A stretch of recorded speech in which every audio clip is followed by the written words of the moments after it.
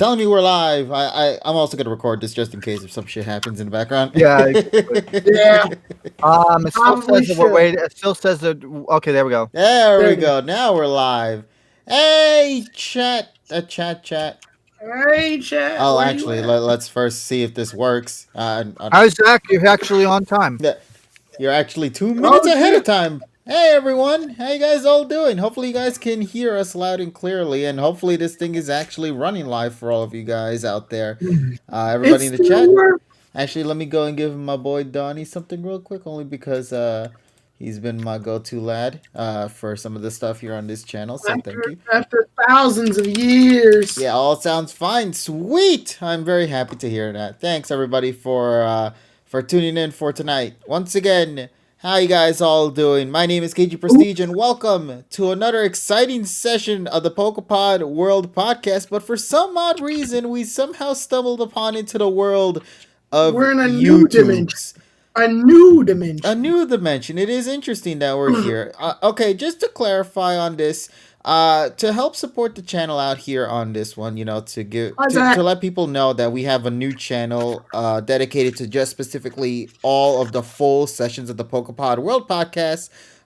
We are going to be live here on this platform for the week. Just to give it a bit of a test, see how things work, see how folks enjoy this sort of thing, and if people do appreciate this sort of thing, I might be able to kind of do a dual stream where it'll be streaming here and on Twitch. We don't know just yet. Showpro has joined the chat. Listen, man, I don't need those Vietnam flashbacks yet again. I don't like this place. It smells like copyrights and low algorithms. Yeah, piss yellow dollar signs for some reason. And I'm not even a part of the YouTube thing. I don't even make money here. I just want to make this very clear. This isn't for fucking children. I had to hit that button 1,000 times to make sure this is not for kids. No, KG, you're forgetting something. You're forgetting the advertiser-friendly content. Oh yeah, it's advertiser-friendly. Anytime we swear, we're going to have a It's for fucking teenagers, for fuck's sake. Tyrone, we're not even a minute. Alright, how's everybody doing in the chat? Yeah. I see my boy there, Lumio's Trainer Zach. How you doing, buddy? Goggle Master Curl, Aleximo, Goggle, all you wonderful folks. The familiar faces, actually, that are usually from our Twitch side of things, but now showing up over here. So, first of all, greetings, everyone. Hope you guys are having a good old day, evening, afternoon, wherever you guys live. It is going to be an interesting time ahead of us. So, before we get any further, I do want to just bring something up real quick, only because of the significance of what's happening for tomorrow. For many old viewers out there, and the older demographic, I know this might sound dumb, but go vote.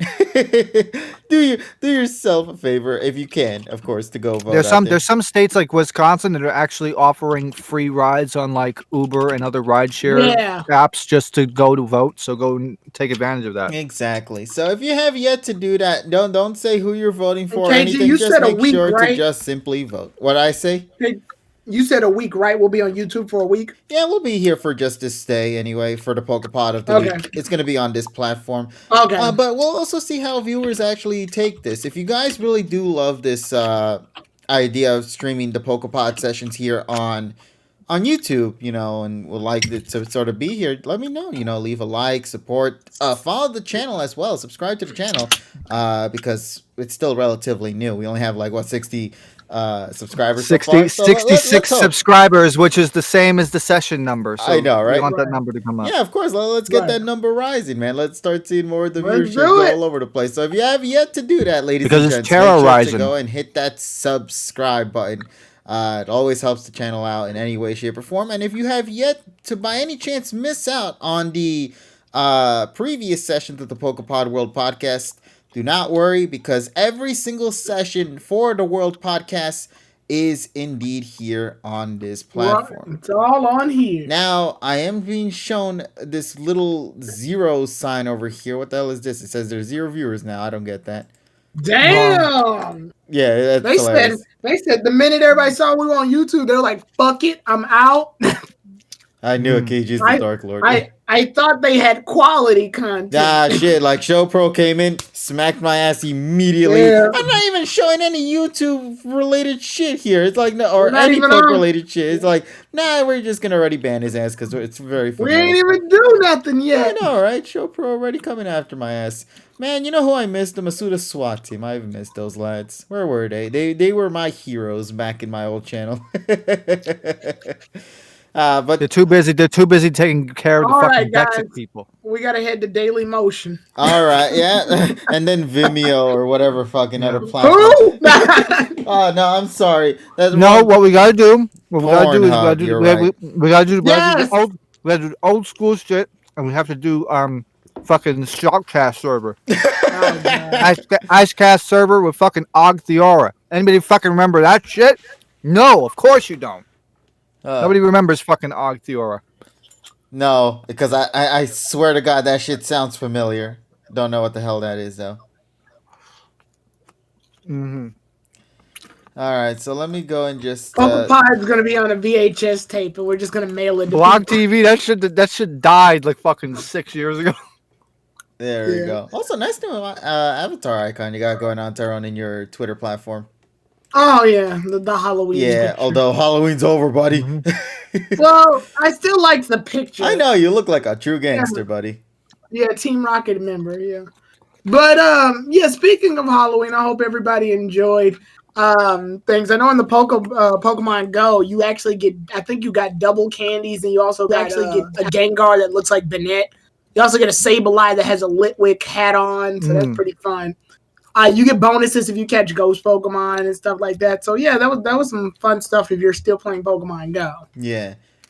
And I will talk about other Pokemon distributions in a minute if we're not doing anything else. Is there anything else? Okay.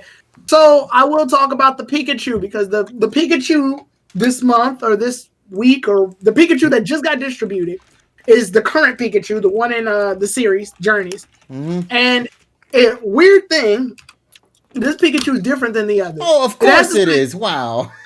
Yeah, it has the same. Well, it's not a huge difference, but it has the same moves and everything. The difference, though, is that this Pikachu is the only Pikachu that's given away in the distribution that's actually holding the light ball, which is an item that doubles Pikachu's physical and special attack. Really now? So, yes. So, and if it's holding a light ball and it gives birth to Pichu, that Pichu will no Volt Tackle. So, there you go. The code for this one, maybe TSS will get it because, well, like, get why it's called this. The code for it is Ken Pika 1855. Yes, Keen Pika 1855. So Keen means gold, but it also means Friday. Pikachu 1855 is 6:55 p.m., which means that it was the Journey's the time slot. The new time slot Friday at 6:55 p.m. JST. So yeah, so basically, if you don't know about the Japanese series, you don't get this fucking code. So yeah, so I mean, yeah, you can still enter the code and you'll still get the Pikachu. But I did for the longest. I was looking at this, going, "What the fuck does this mean?"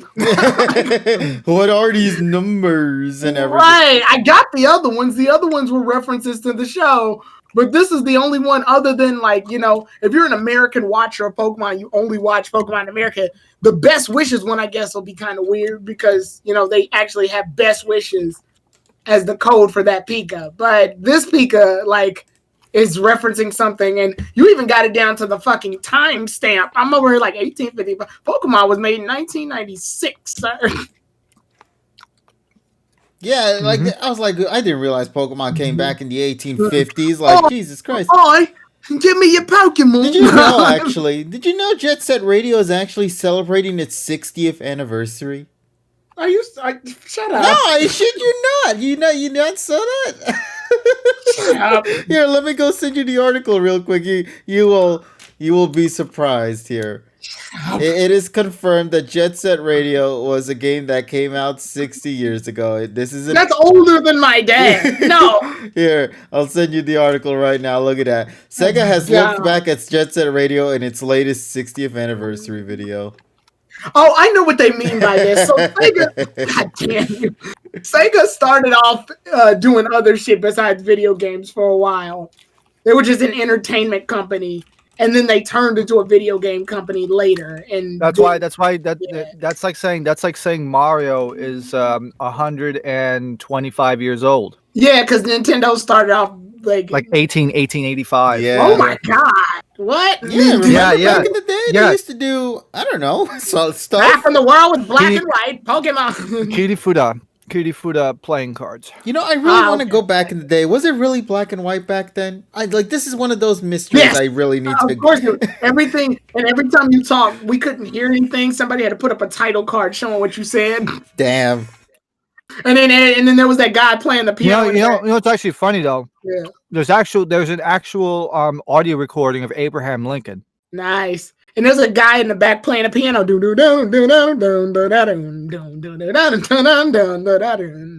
it's from like 1864 or some shit. We have nothing to fetch. How'd they record him? I know. I'm just saying, how'd they record him? I think it was on cylinder. Oh like shit! the I know. shape? Yeah. Yeah. I think it was on like a cylindrical media. Oh, Abraham Lincoln had a Discord. yeah. Like, four Discords and years ago. I don't really know what to do. People of America, join my Discord. Fight for freedom.eu. 1889. Okay, fine. I was a few years off. You were close. You were You close. were very close, buddy. You were closer than I ever would have been. I thought Nintendo was made in like 19. I want to say 1950s. No. Back in ye old days, like, And I thought Nintendo just made toys at first, and then they went on to make video games. nah. Wasn't it some sort of love hotel and some shit like that? The fuck? Yeah, you didn't know this? It was like a love hotel they used to make back then before they went into making toys. Step into the boom room.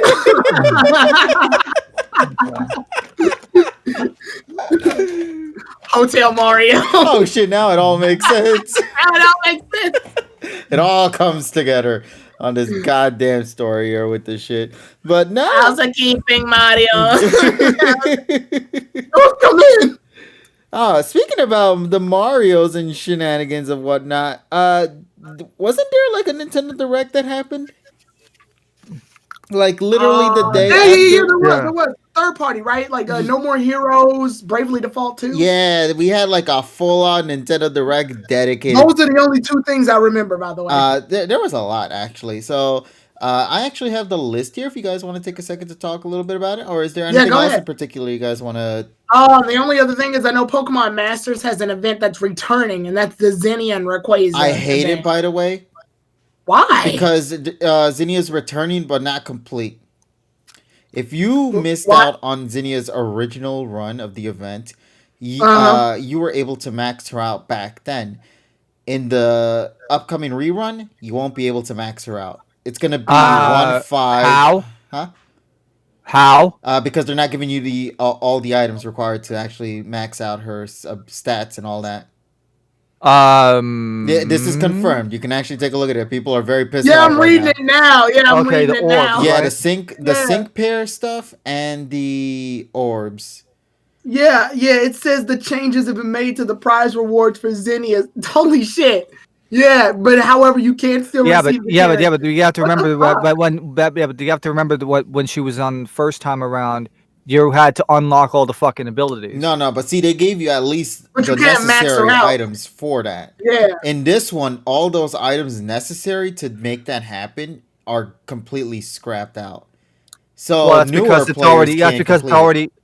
Yeah, but to be fair though, all of the moves and shit are unlocked already. Yeah, I'm just So- saying, just to like max out Still the sucks. character, Yeah. it feels kind of weird because it's like, say if you're a new player who came in after the EX stuff, you know, and you got interested in the story now, right? And you see all these other players using Zinnia fully maxed out. You hear about the rerun, and you're like, oh my god, now I too can also join them as well. Discover you can't actually unless you use other resources that aren't necessarily for Zinnia herself, and it's like a bit of a disappointment. Are we talking about the sync the sync chart, or are we Yeah, talking I'll about? get you the information for you, TSS, so you can get Yeah, an because idea. Because I'm this, gonna look in the game here we go. Let's see. because I already got her up to like Rest in level peace, 100. new players who won't be able to 5/5 and 20/20 Rayquaza. So basically, apparently from data mine, there will not be an exchange shop. Instead, there will be a prize box, which doesn't give the custom power ups and the duplicates. Okay, but you can still get her to 125. Yeah, no, but I mean, like, to fully max out the. It will be possible to max out the sync pair, but you're gonna have to use other materials that Well, let weren't me go. exclusive Let to me go to Zinnias. the, let me go to the sync grid. Yeah, the zinc grid and all that is gonna be fine. I'm talking about the sync pair level up thing to the 5 max. But it already is 5. She's already 5. Uh, no. She's Her already 5. sync pair move is in 5. When you get her for the first time, it's a 1 out of 5. You have to use either candies or The, use the resources to max out her sync right. pair. Okay. You're talking about the sync move level. Exactly. Yeah. Those are not able to be maxed out no more. Well, of Well, course, through because you the can't pull through it. the original resources that was used for Zinnia back in Masters when she first came out. Yeah, So because that was that's why people different. are a little disappointed by that. But yeah, I'm still gonna be happy to at least have her in my squad. I'm just a little surprised that I don't know why they decided to Eh, make this change, especially well, given that. they're gonna make some other changes too, so that's fine. Mhm. I know a lot of people were complaining about the 5 star tickets not being as given as often during its first few months of the EX run when they stated they were going to do that because we only got like what the 4 star or 3 star tickets. So hopefully Well, they're I mean, starting to make the. I just got a 5 star coupon myself. Yeah, So they started to understand that a little bit better. So thankfully that's happening. Uh, well, yeah. Well, I give them credit for at least trying to make it yeah, work. they're actually like paying attention. Most gotcha games would just sort of leave the game as is and just let it continue on. And no, with Masters, you could tell that Well, these and folks are working at on it. least they're giving and plus they're giving like compensation for bugs and shit. Mm-hmm. So Yeah, so I'm very happy with that. So, yeah, for those who haven't played Masters beforehand and want to get Zinnia now, you will still get her. Just realize that you're going to have to take a little bit more of resources in order to actually get her maxed out and not the free ones that the game would give you. So there's that. But now let's take a second to go and talk a little bit about the Nintendo Direct dedicated to third party companies. Now, they stated in this one that this was meant to be their last Direct overall for the third party presentation. So, in this one, you could tell that they went with a bang in this event because they introduced a lot, and I mean a lot of interesting games. Obviously, kicking things off, they talk a little bit about Bravely Default 2, which was originally confirmed to come out later this year, but was pushed back for February 26th. And I have to say, I'm very happy that the game finally got some acknowledgement. It's kind of similar to like Shin Megami Tensei 5, only just to a smaller scale. Because for Shin Megami Tensei fans, they had to wait since the launch of Switch just to hear any more information. But with Bravely Default, we got, after a year time of waiting, we heard information about it. And I have to say, I'm interested in it. I've played the first game. I will say there's a part of the game that I hate from the first title, but everything else, though, the level up system, the job classes, the mechanics, everything just looks so great. I really loved the first Bravely Default.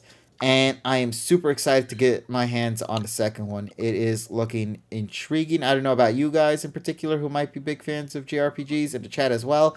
Are you interested in getting If the Bravely Default 2 if game? you're completely new to Bravely Default, this will fuck you up for real. So obviously, if you just look at the titles alone, it's Bravely Default. Bravely Second is not a sequel to Bravely Default. It is in its own. It is another. It is another game in the Bravely series, but it is not the second game. The second game will be Bravely Default 2 when it comes out. It is the sequel to Bravely Default. But if you play Bravely Second, you would know that because Yeah, the titling is dumb. I'll give you yes, that. But this Kingdom is Hearts syndrome. think of well, I was this gonna say it's nearing Kingdom Hearts bullshit. think of this like Xenoblade Chronicles 2. and Xenoblade Chronicles. If you ever played those two titles, Yes, but it says Bravely Second, but that doesn't mean it's the sequel to Bravely Default. no, it means something else. It just means there's a second Brave. It means there's a second Bravely. So when Bravely Second 2 comes out, people's heads are gonna fucking explode. What do you mean? There's two on this one? What do you mean there's a second 2? Now, 2 squares. I know, right? Now, another thing as well. Aside from that, once again, I'm looking forward to that game. Very, very But excited. I'm looking forward to it too. I actually need to get in the Bravely series while I'm talking shit. The Uh, first one was for the DS, right? Yeah, the 3DS, as well as the 3DS. sequel. Good. Yeah. All right, good. I do recommend if you enjoy the first game, there will be a part in the game that you will have to do something that I personally think kind of kills a lot of the enjoyment of what they were trying to go with the story. And it's basically a lot of backtracking. I won't really get much into it, but boy, does that backtracking sting as fuck, man. Right. I wish there was another game to use as an example for that, where the game forces you to go basically to every single location you've been to before to do an additional quest. That man, is there another game out there that makes you do that in particular? I'm trying to think off the top. I can't think of one right off the top of my head. Skyward Sword. You're right. Yeah, Skyward Sword is a perfect example of that. Yeah, because of those stupid little jewels things or something like that, or the Triforce pieces. Think of it like that. You had to like basically go through the same place you were in before, just remixed a little bit, and none of that backtracking is really fun in my opinion. But the combat and everything else surrounding it is great. So that's why I'm looking forward to the sequel, especially because they confirmed in their survey that they've adjusted a lot of the complaints that folks have had with the demo that came out back in March of this year. So with that said, yeah, looking forward to that game. The other one, of course, everybody was going nuts about for sure is No More Heroes. Have you guys ever got a chance to play No More Heroes? I know of it. I played the first one. It's silly. Sounds like a sequel to a Kiss song from the Elder album in 1981, or World Without Heroes. It's pretty silly though. It is an extremely... Of course, I'm joking. Yeah, but go ahead. It's silly. It's like he's like it's a giant video game tournament. Right. It breaks the fourth wall a lot. It's fun though. It's fun. It's a fun little game. It actually also makes fun of a lot of more popular Japanese culture too, with some of the transformations. Like I think they what is the most popular guy where like he transforms into like some kind of mech? Shit, what? Like a Gundam? No, not Gundam. What's the other thing called in Japan? It's like he gets into a suit of oh man. It's off the top of my head. Like Kamen Rider? Yeah, like that. Kamen Rider. Yeah, think of it like that in certain elements. Yeah. Why to move to YouTube today? Just to test things out, see how people think. Yeah, Super Sentai as well. That's another. Yeah, Super Sentai. Yeah, so think of it like that. The combat is great. The story's ridiculous. The voice acting and dialogue, I think, is some of the best. Zach said woke Bravely Forth. Bravely Forth is the third game in the Bravely series. Now, another thing I also want to talk about regarding No More Heroes is that they confirmed in this direct that yes, No More Heroes 3 is coming out, unfortunately not this year, but rather in 2021. But as a compensation though, you can enjoy both the first No More Heroes game as well as its sequel on the Switch at the day that the direct had released. So both games are available to play right now for $20 a pop. And honestly, I'd say go for it. Specifically, I'd say go starting with the first one. The second one, obviously for story purposes, you want to play the first one before you get to the second one. There is something very important with the second one from what I was told. Apparently, the first game was able to run in 60 frames per second, whereas the sequel was only able to run at 30 frames. But the Switch version had actually updated the frames per second now to be at 60 frames. And I think that was actually one of the killer reasons why a lot of folks actually went and purchased the sequel. There's a lot of little technical things that improve the game overall, and I'm excited to get my hands on trying those two games out before No More Heroes 3 releases sometime later in 2021. Looking forward to that. Other small titles such as The Story of Seasons, which I believe was supposed to have been called, what was it, Harvest Moon, I think was the name of it originally. before I think it so. got its name changed because I think another company used to own the title of Harvest Moon. So unfortunately, they had to go back to the Story of Seasons title. Not a lot of people know that, sadly. Hmm. And the thing with that though is, yeah, that game's sequel is coming out. What was there? Rune Factory 5. That looks interesting too. Limited edition stuff. In Japan, by the way. Now, the Japanese Nintendo Direct, I don't know if many people know about this, but I do want to talk about one particular game that only showed up exclusively on Japan's Nintendo Direct. There is a Yeah, game because that's called Buddy Mission Bond. It is a brand new Nintendo IP, like a legitimate new Uh, Nintendo IP. For some reason that they're hiding on Japanese Nintendo Direct and not in the other one, that mm, is actually in collaboration with Koei Tecmo, as well as artwork. If I'm correct, I think the artwork is done by Yusuke Murata, if that's the name. Yusuke Murata, now, if I'm correct, is the artist for One Punch Man in the manga series. one part. You know, like the actual the manga series of that. the manga, Yeah. Yeah, yeah, the the manga. manga, because there's of course one, which is the main webcomic creator and the main creator Because of they, that. yeah, but the reason that they had to make the manga like that, because literally a person who made One Punch Man can't draw. Like literally, that's the reason Yeah, he so can't but draw. I will say though, it is interesting that it's being done like this. So yeah, Buddy Mission Bond is announced to be a collaboration between Nintendo and Koei Tecmo. Character designs are actually handled by Yosuke Murata. The cast is done as here. There's a character named Luke who is voiced by Ryohei Kimura. Aaron, as we joke around here, voiced Hey, by hey, Ron. Takashi Kondo.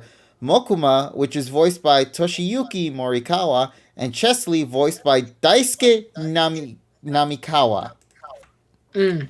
Now, as you know, as mentioned before, I'm very, very excited for this game. It is a little interesting to note that the also for fun fact for Pokemon fans, in case they didn't know this, Daisuke Namikawa actually voiced one of the Pokemons within Sun and Moon. Can you guess who it is? Really? You wouldn't believe who it is, actually.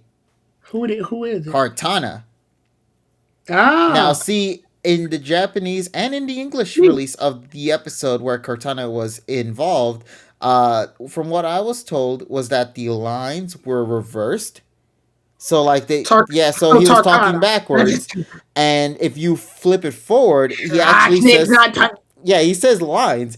So they got Goemon's current voice actor, which I think was something like that. Or Show Daisuke Pro and TV Namikawa Tokyo to do it. So Show Pro and TV Tokyo are the devil. I can't believe they got away with that shit. Yeah, it's just like the 4 Kids thing with Eric Stewart. Yeah. Now, so yeah, there's a lot to look forward to with this upcoming game that sadly I'm bummed out that we don't know much about because it's like only in Japan. I didn't know this. Only in Japan. Wait, that's copyright. Only in Japan. Oh wait, what? That's only that's copyright. Well, actually, shit. no. I'll just ask Mr. Daub if I can use that line. Anyway. Anyway. Mr. Dog, I told you to never call back again, TSS. Wait, hold on. Let me see. Yeah. There's a train game in Japan's Direct, and it had art from Himukai Yuji, the artist for Etrian Odyssey. Really? That I actually did not know. What's the title? For the Buddy Mission The game? train. The train game? I don't exactly know what that one is. Donnie, if you could get the name for that one, that would be great. But let's see. Anything else here? We also got, of course, it ending off with is it like the Momotaro shit?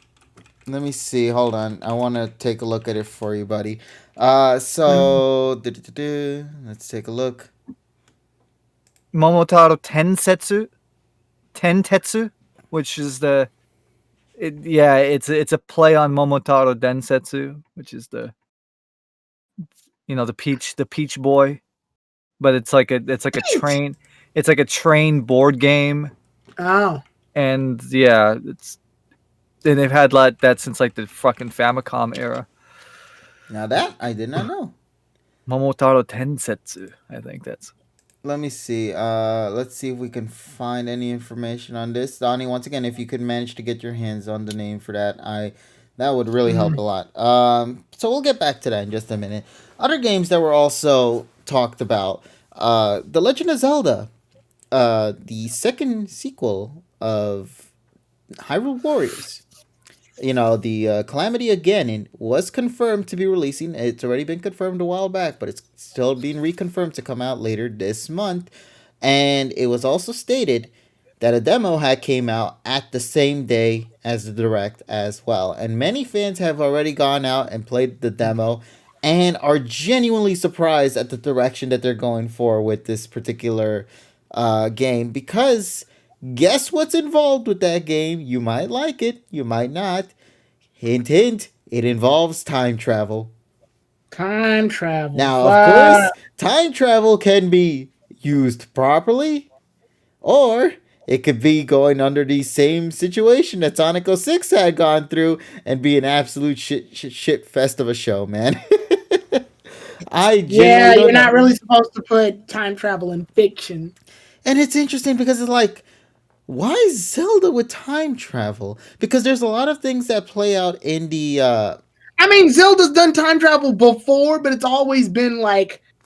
It's been done in a way where you don't have to take it seriously. It was literally Link pulled his sword and you'll advance 7 years in the future. Okay, alright, so, alright, I'm gonna... Alright, so he has a title. No, it's not Momotaro Tensetsu.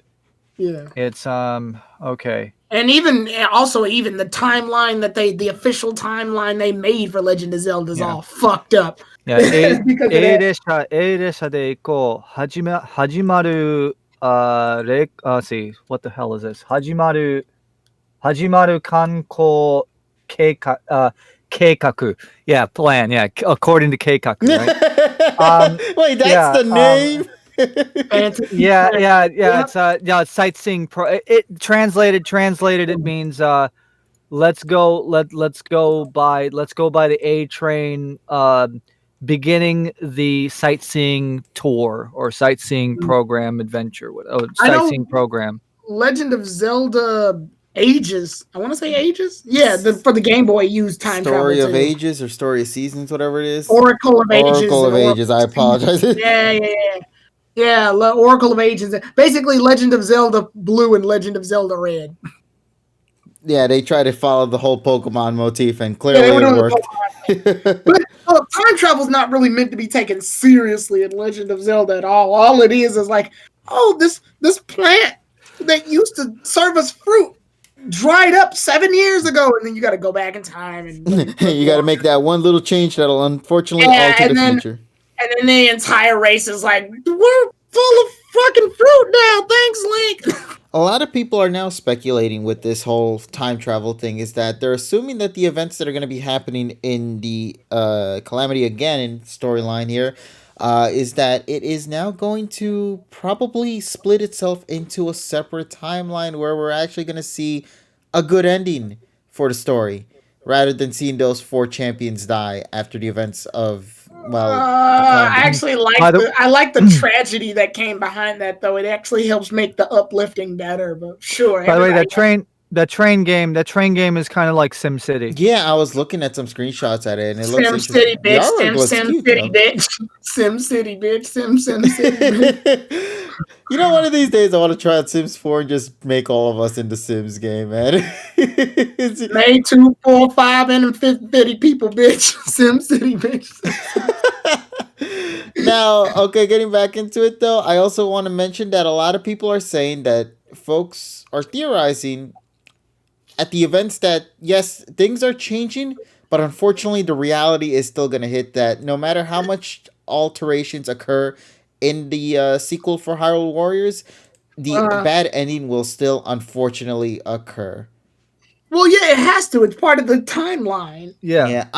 Listen, if this is the risk you take when you make a prequel. If this game's final mission is like objective survive, That is going to blow my mind away for Nintendo to somehow do that sort of thing with the storyline where you have to witness the four champions getting killed as you're trying to survive yourself, as the hero.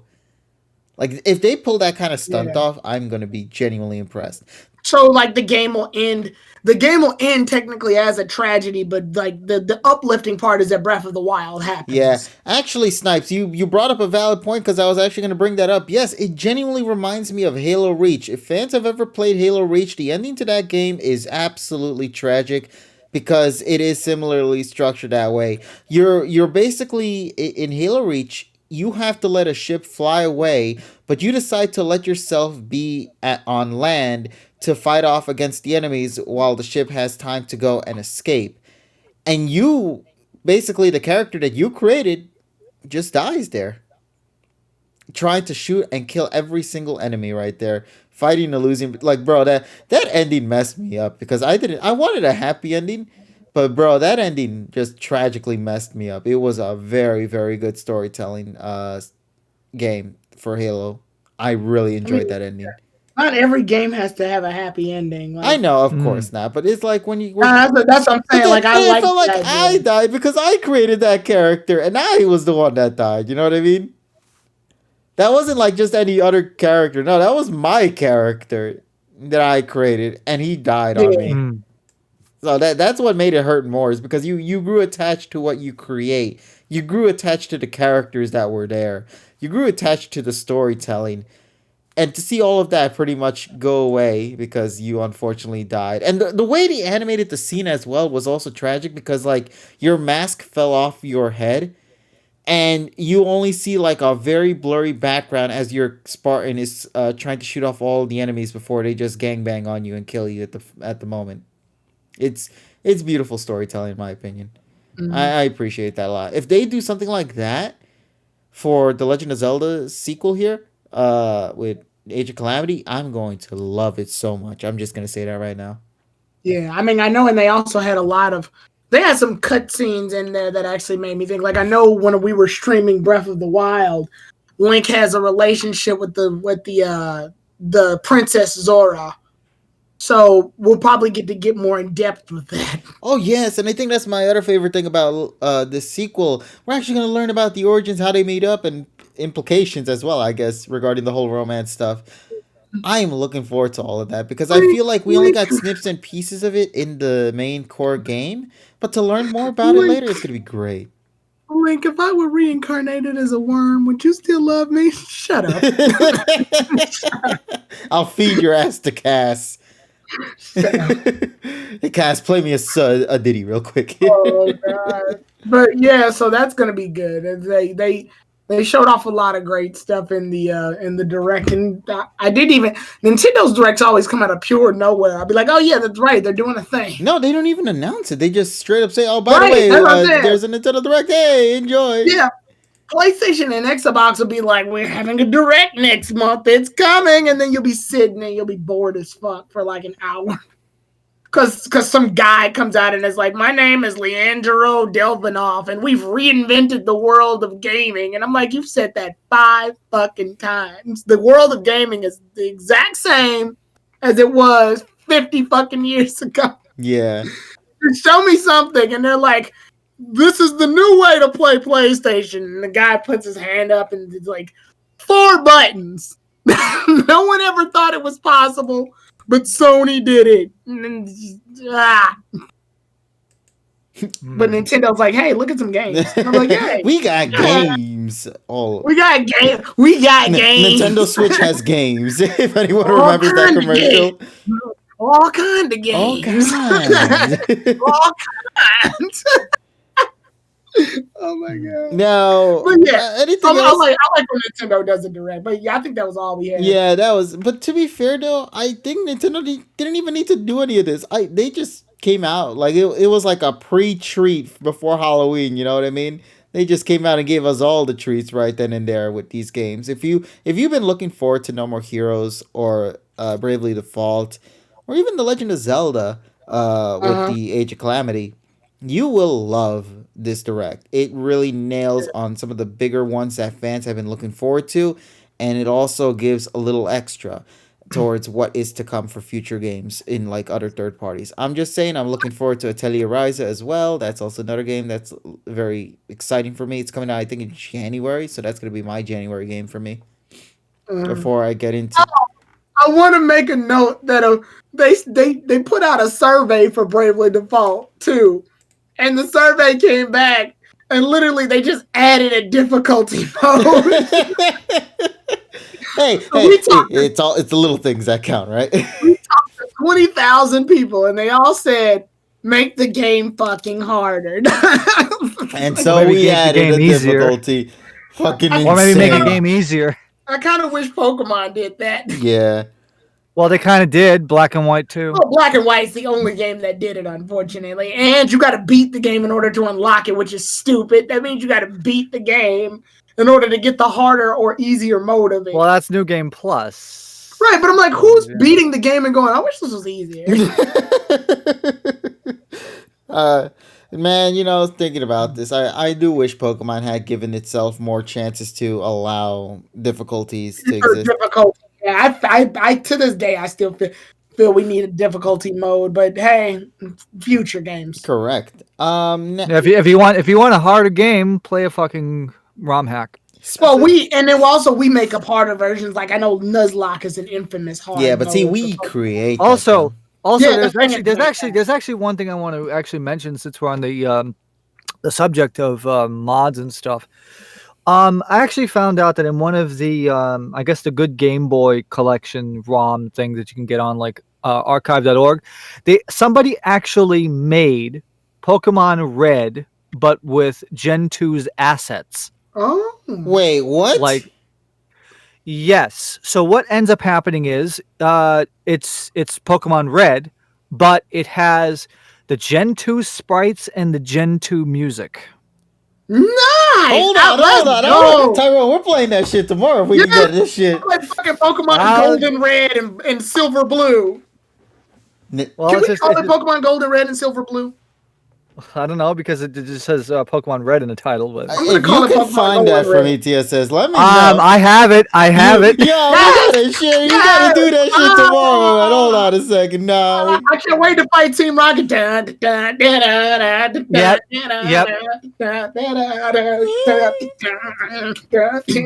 Listen, man. And plus, if you play it on like MGBA, it will be full color. Bro, oh my fucking! First of all, thank you for bringing that up because me and Tyrone were asking like, what the hell are we supposed to be playing tomorrow? If we can do that, so shit. We'll stream Pokemon Omnitrix called the Scarlet and Cyan. Yeah. The overworld is still Gen 1, but the in-game battle and music are from Gen 2. Yeah. No. Also, I'm gonna do a bonus. I'm gonna do a Nuzlocke run of it.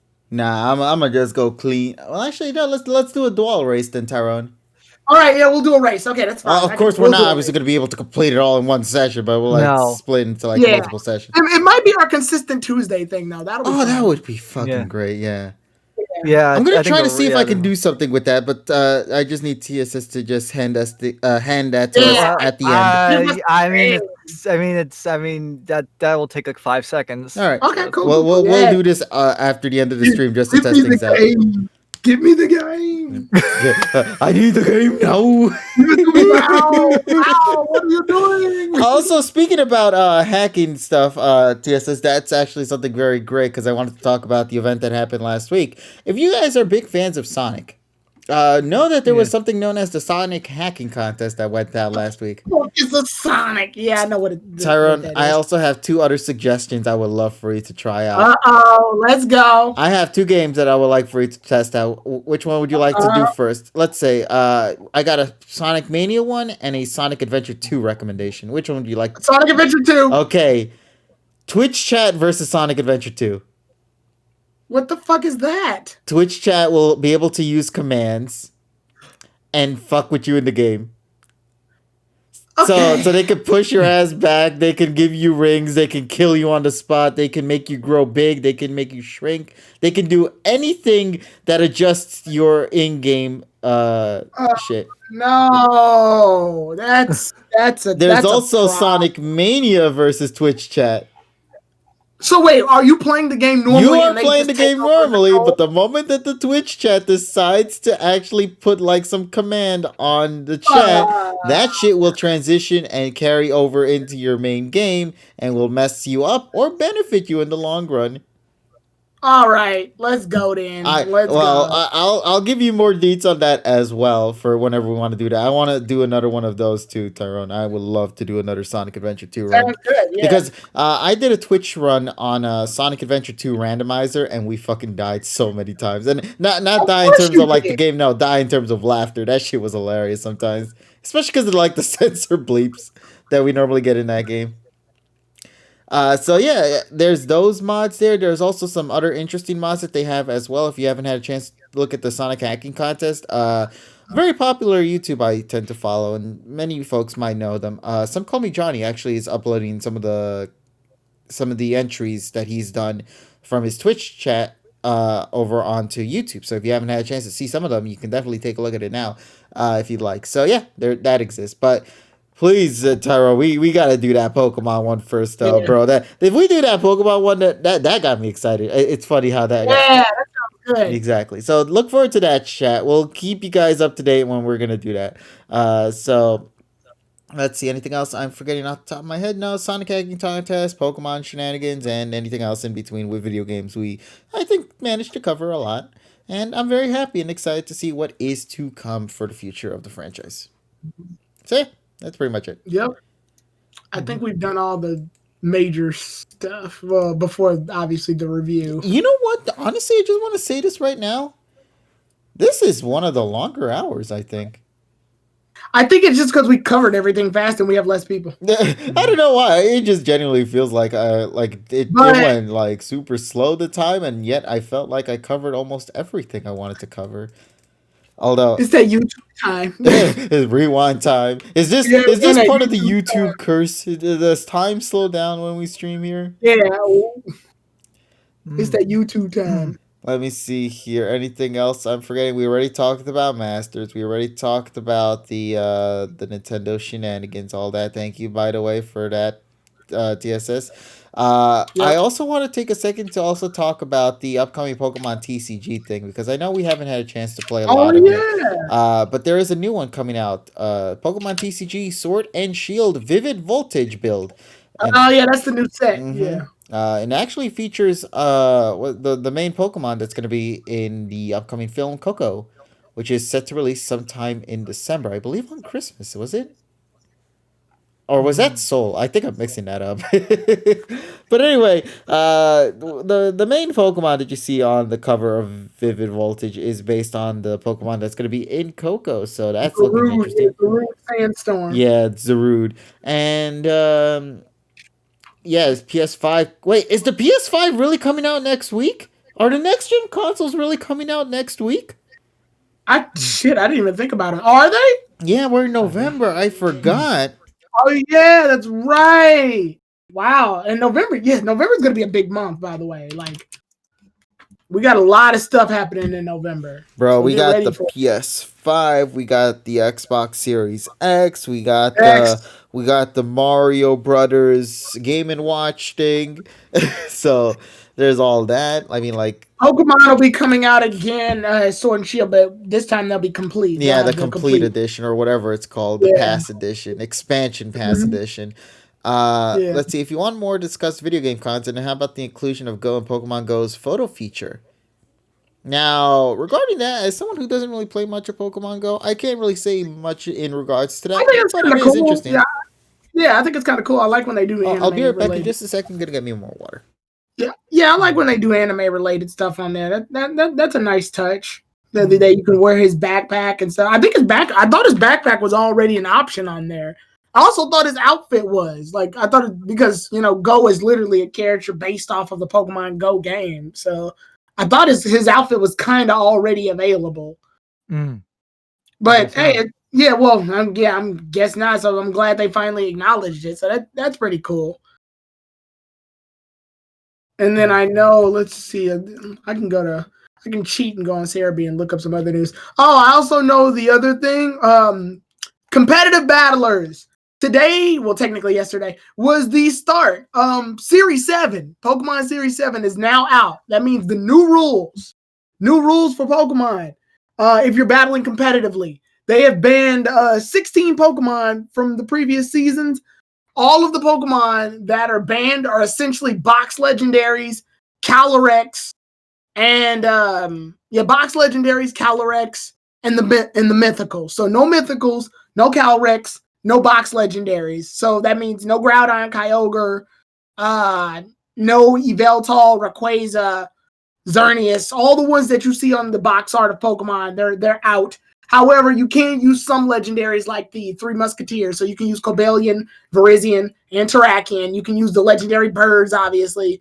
You can use basically any trio, but not the leaders of the trios because they're banned. But you can also use like Mesprit, Uxie, Yazelf. You can use all the Ultra Beast. So that is the rules for competitive set 7. All the Pokemon that were banned in Series 6 come back. So all those Pokemon that were in the old list of Series 6, Lugia is a box legendary. He is banned. Goggle Master. I don't know if you're messing with me or you're legit putting that in. But yeah, so Lugia and Ho-Oh are out. They're banned. Damn. All right, back. Meltan's banned. Melmetal's banned. Let's see. Yay, Rillaboom is free. Yeah, Rillaboom was only locked down for like a month. Like, what the fuck? But hey, all the Pokemon are back on. So that means the Kami Trio is back too. That means Landorus, Thundurus, and Tornadus. Nobody cares about Thundurus and Tornadus, but Landorus will be coming back, which is a big fucking problem. But hey, we've got new Pokemon to kind of deal with them now. So he probably won't be as bad. Plus, Crown Tundra introduced a lot of ice types. So I think we'll be okay.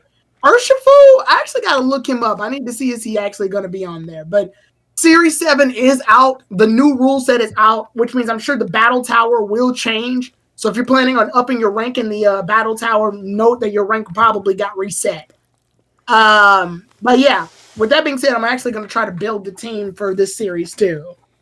I might actually have an updated version of that. By the way, I'm going to be looking. I'm going to be looking at. I'm going to be trying to patch a couple of ROMs here while we're talking. Yeah. And also, keeping us real fast note: the Wild Areas 2 introduced Pokemon available for rating is going to be Gigantamax Butterfree and Gigantamax Garbodor. So if you're looking for those two, you can find them in the in some of the max dens.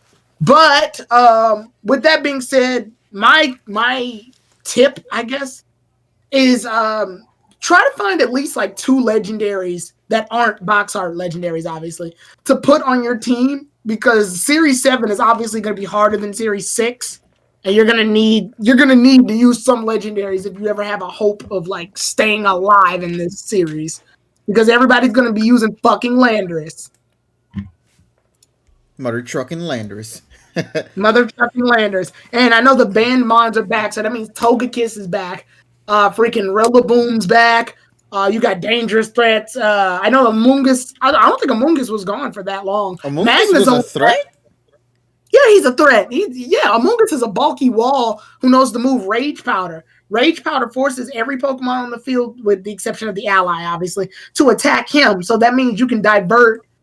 The strategy is that you would increase Amoonguss's defense really high, and then have him learn Rage Powder. So the opponent is attacking Amoonguss, which means your opponent has the ability to do whatever they want because everybody's too busy attacking Amoonguss. So that was the strat usually behind him. Also, Amoonguss has the effect Spore.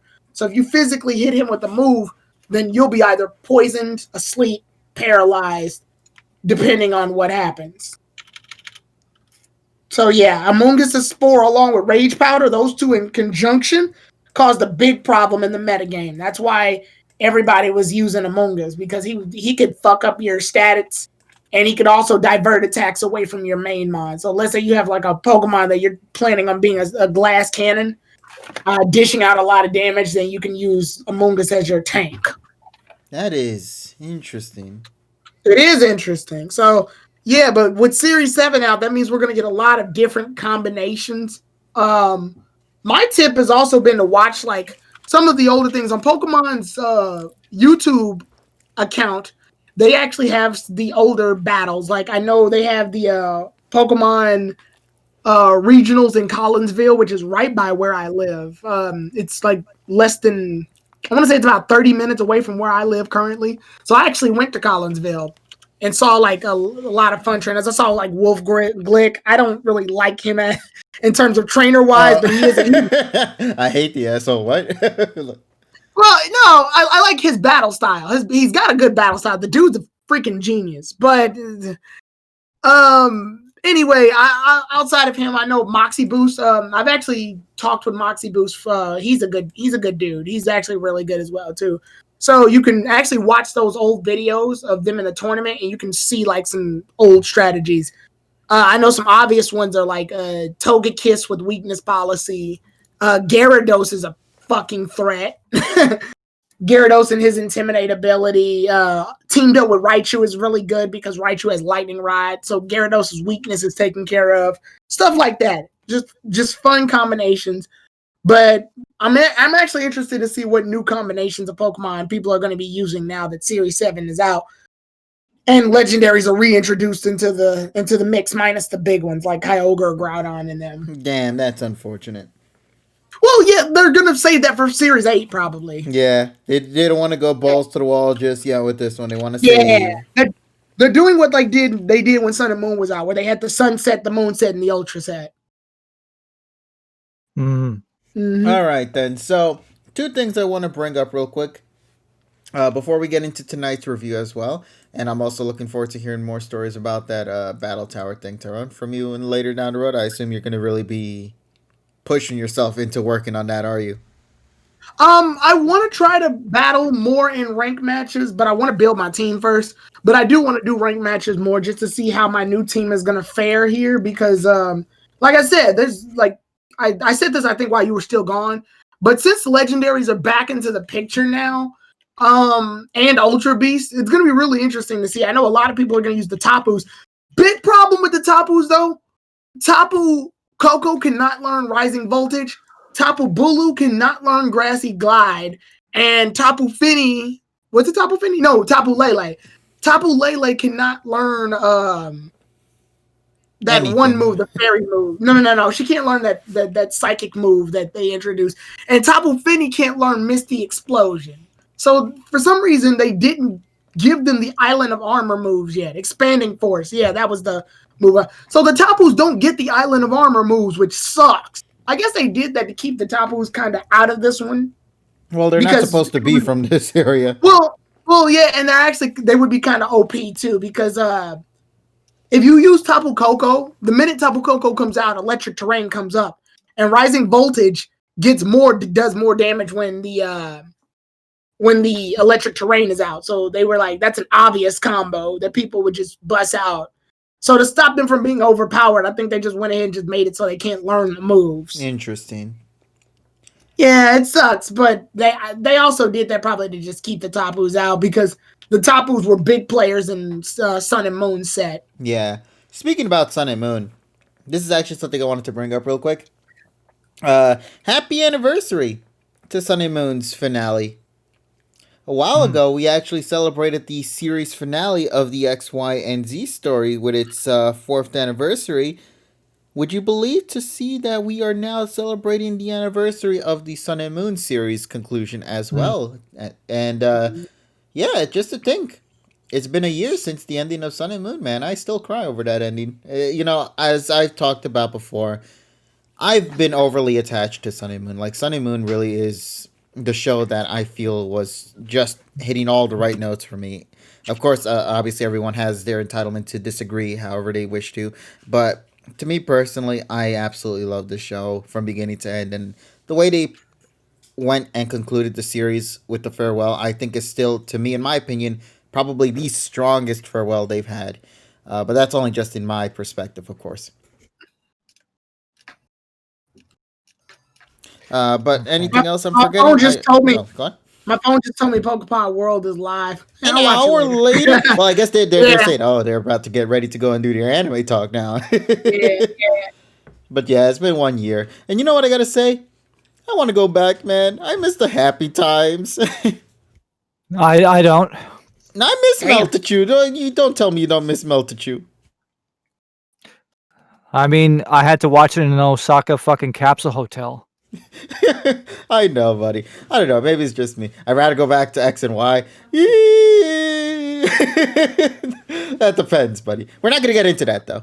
We're not gonna get into that. But everyone has their entitlement. You can go wherever you want to go back to. To me personally, I want to go back to Sun and Moon at some point, which we did actually not too long ago, a couple of weeks ago with the Alola episode. So there was that. But looking forward to seeing just how people are going to be, taking into consideration about the finale of Sun and Moon and how it's been a year since we've last left them and all that. But yeah, so also about the anime as well. The anime OST is literally coming out in just a couple of hours. Well, not a couple of hours, in like 24 to 48 hours, depending on who gets their hands on the CD first.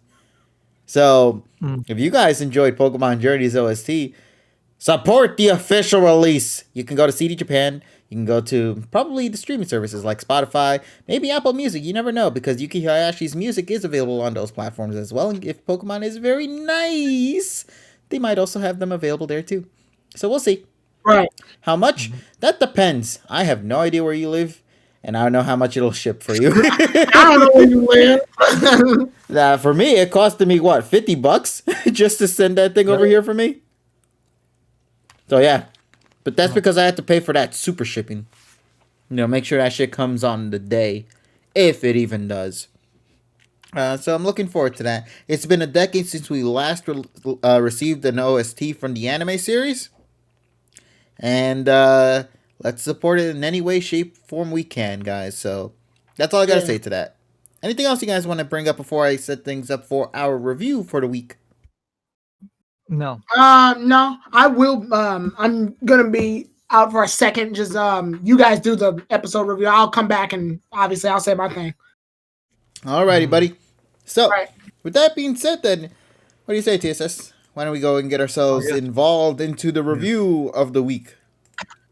Okay. Let's get into it. So, ladies and gentlemen, we are now in Chapter 2 of the Pokemon Sword and Pokemon Shield arc within Pokemon Journeys. That's a lot of Pokemon in the one sentence. But, the arc finally continues and we begin to discover more about the history of the Darkest Day, and even see some encounters that you would not expect to see in this format.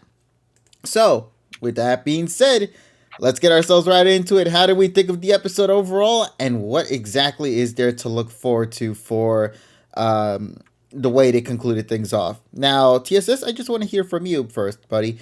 What did you think about this week's episode overall? Well, as far as like explaining the plot of Sword and Shield, they did it better than the games. In terms of a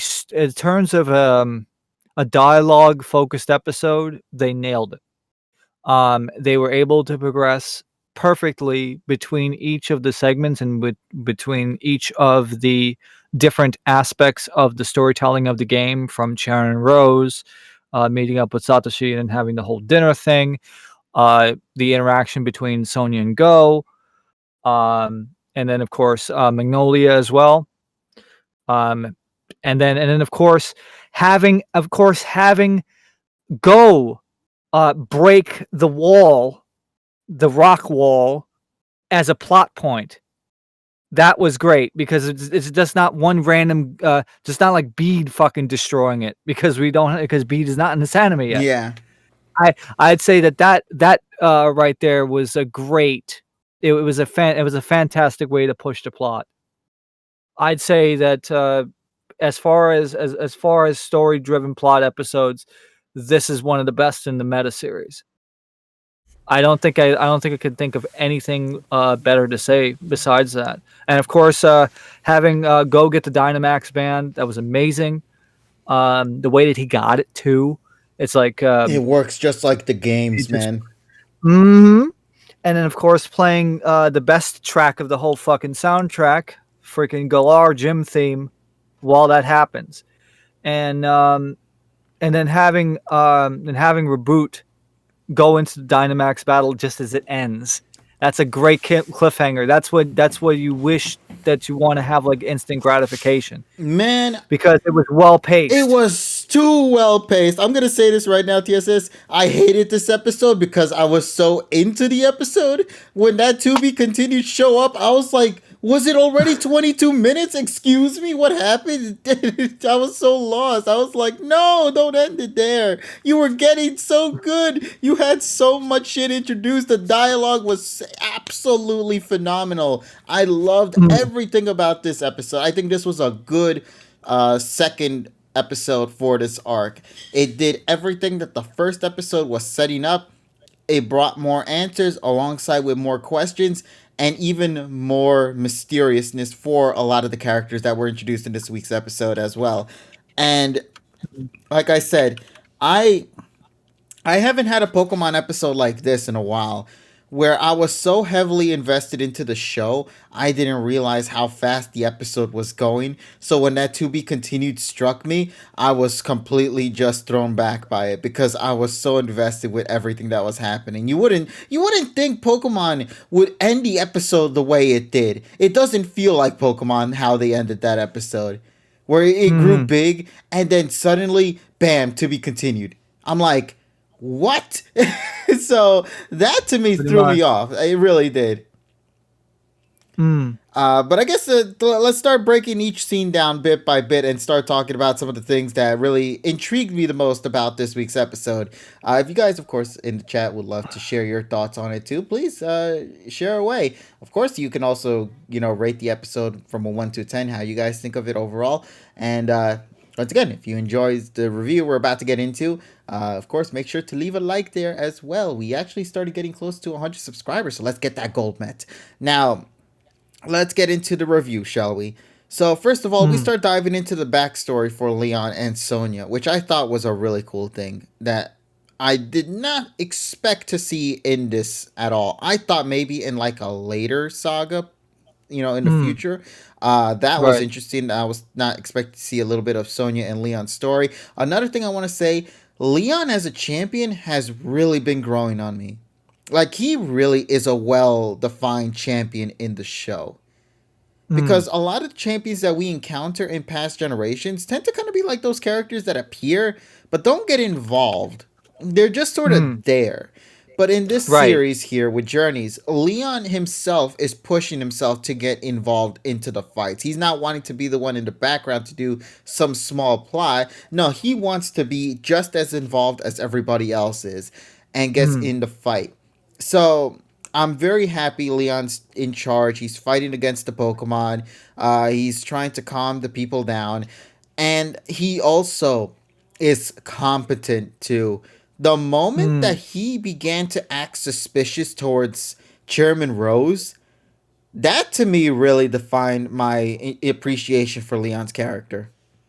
He had the I agree. nerve to actually grow suspicion of the person who helped grow Leon to be what he is.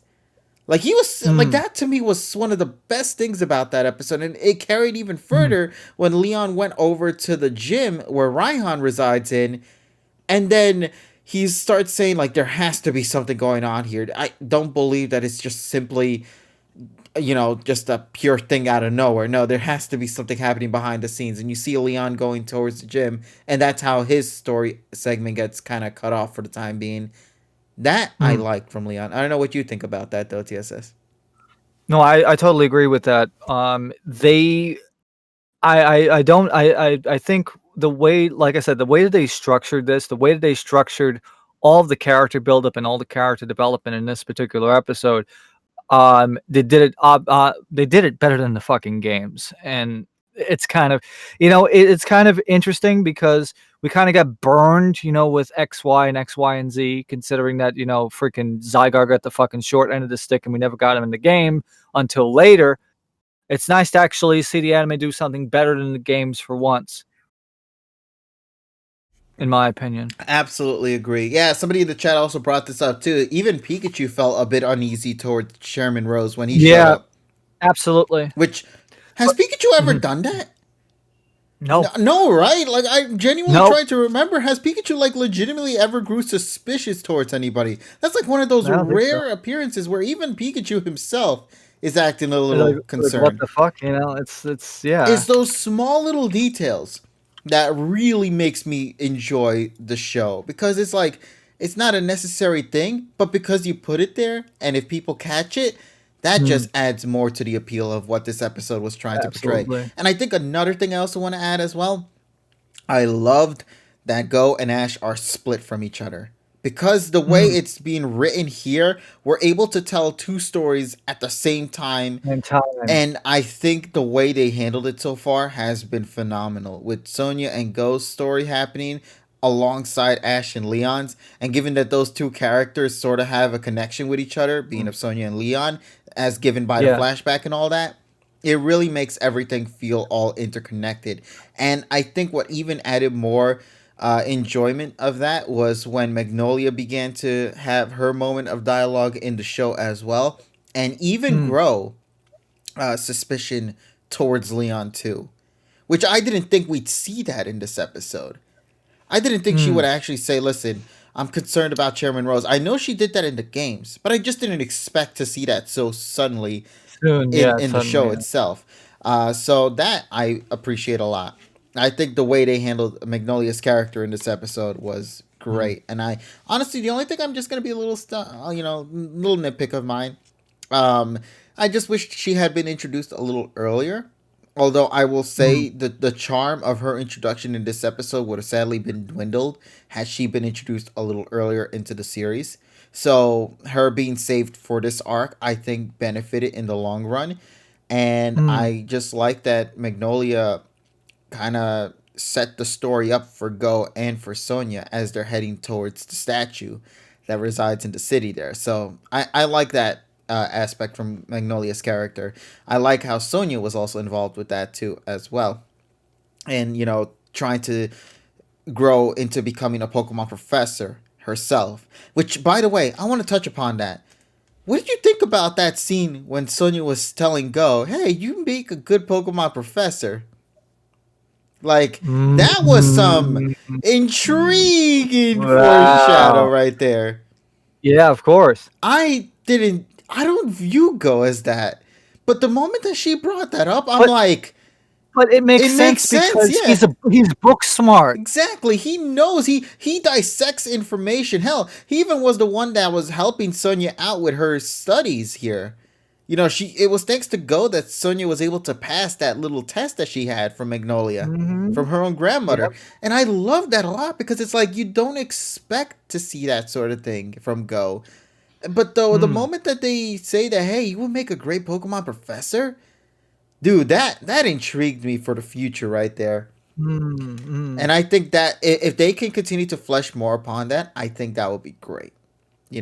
We never really had Absolutely. well, actually, thinking about it, have we ever had a professor within one of the main companions? Because it's like we have a breeder, a Mm, gym leader, a, a coordinator, another coordinator, a dragon tamer, a connoisseur, a Pokemon performer, a gym leader again, a little girl with the destructive 100 level Zygarde, Mallow yeah. being a restaurant owner, Sophocles astronaut, Lana trying to travel the seas, Kiawe with becoming a trial captain, and then Lily with Right. trying to kind of grow more connected with Pokemon.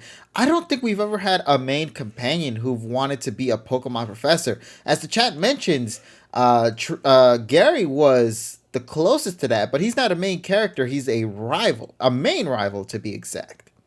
Uh, Yeah. so yeah, in terms of like the main companion side of things, this is gonna be an interesting take on Go. I never thought about that. Like, I never thought that maybe one of Ash's companions could legitimately be a Pokemon professor. So I did enjoy that quite a bit. Yeah. Of course. So the tease there is absolutely great.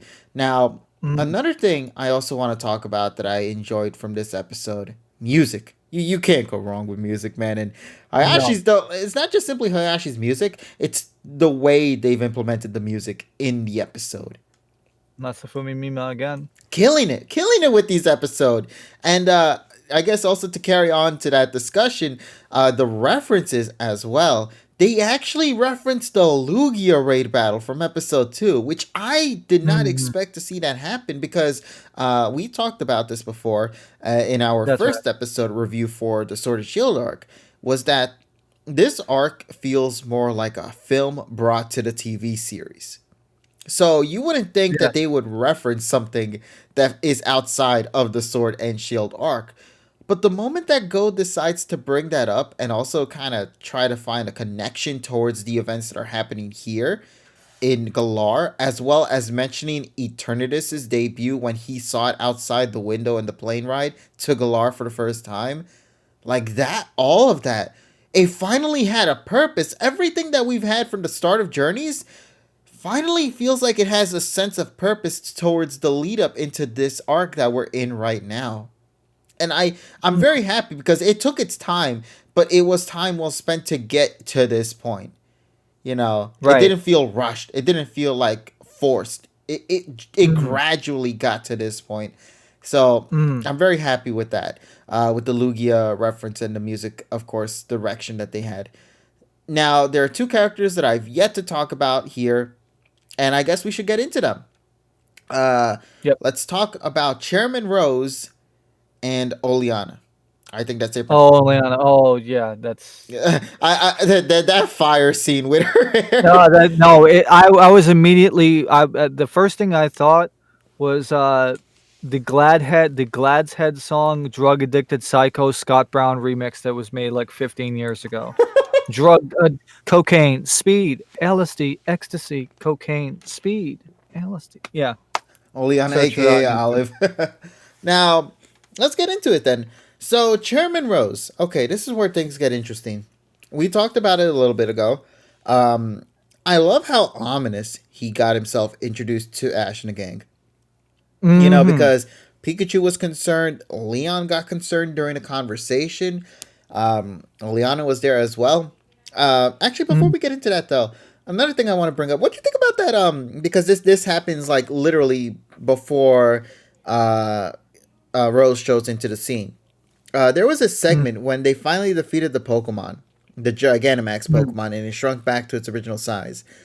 I found Right. it odd that the people working there literally just threw rocks at that thing. That caught me off Uh, guard. yeah, I don't know. It's just stupid stuff. I think the reason why Weird. it caught me off guard is only because of the fact that you don't see that sort of thing from this kind of show. You know what I mean? Like Mm, why would like also this yeah. Pokemon was sort of connected with the other characters there before it grew big. You saw it just walking in the background, just chilling with the other people. So why would these people decide to suddenly throw their rocks at this Pokemon who wasn't doing anything in the first place? You know what I mean?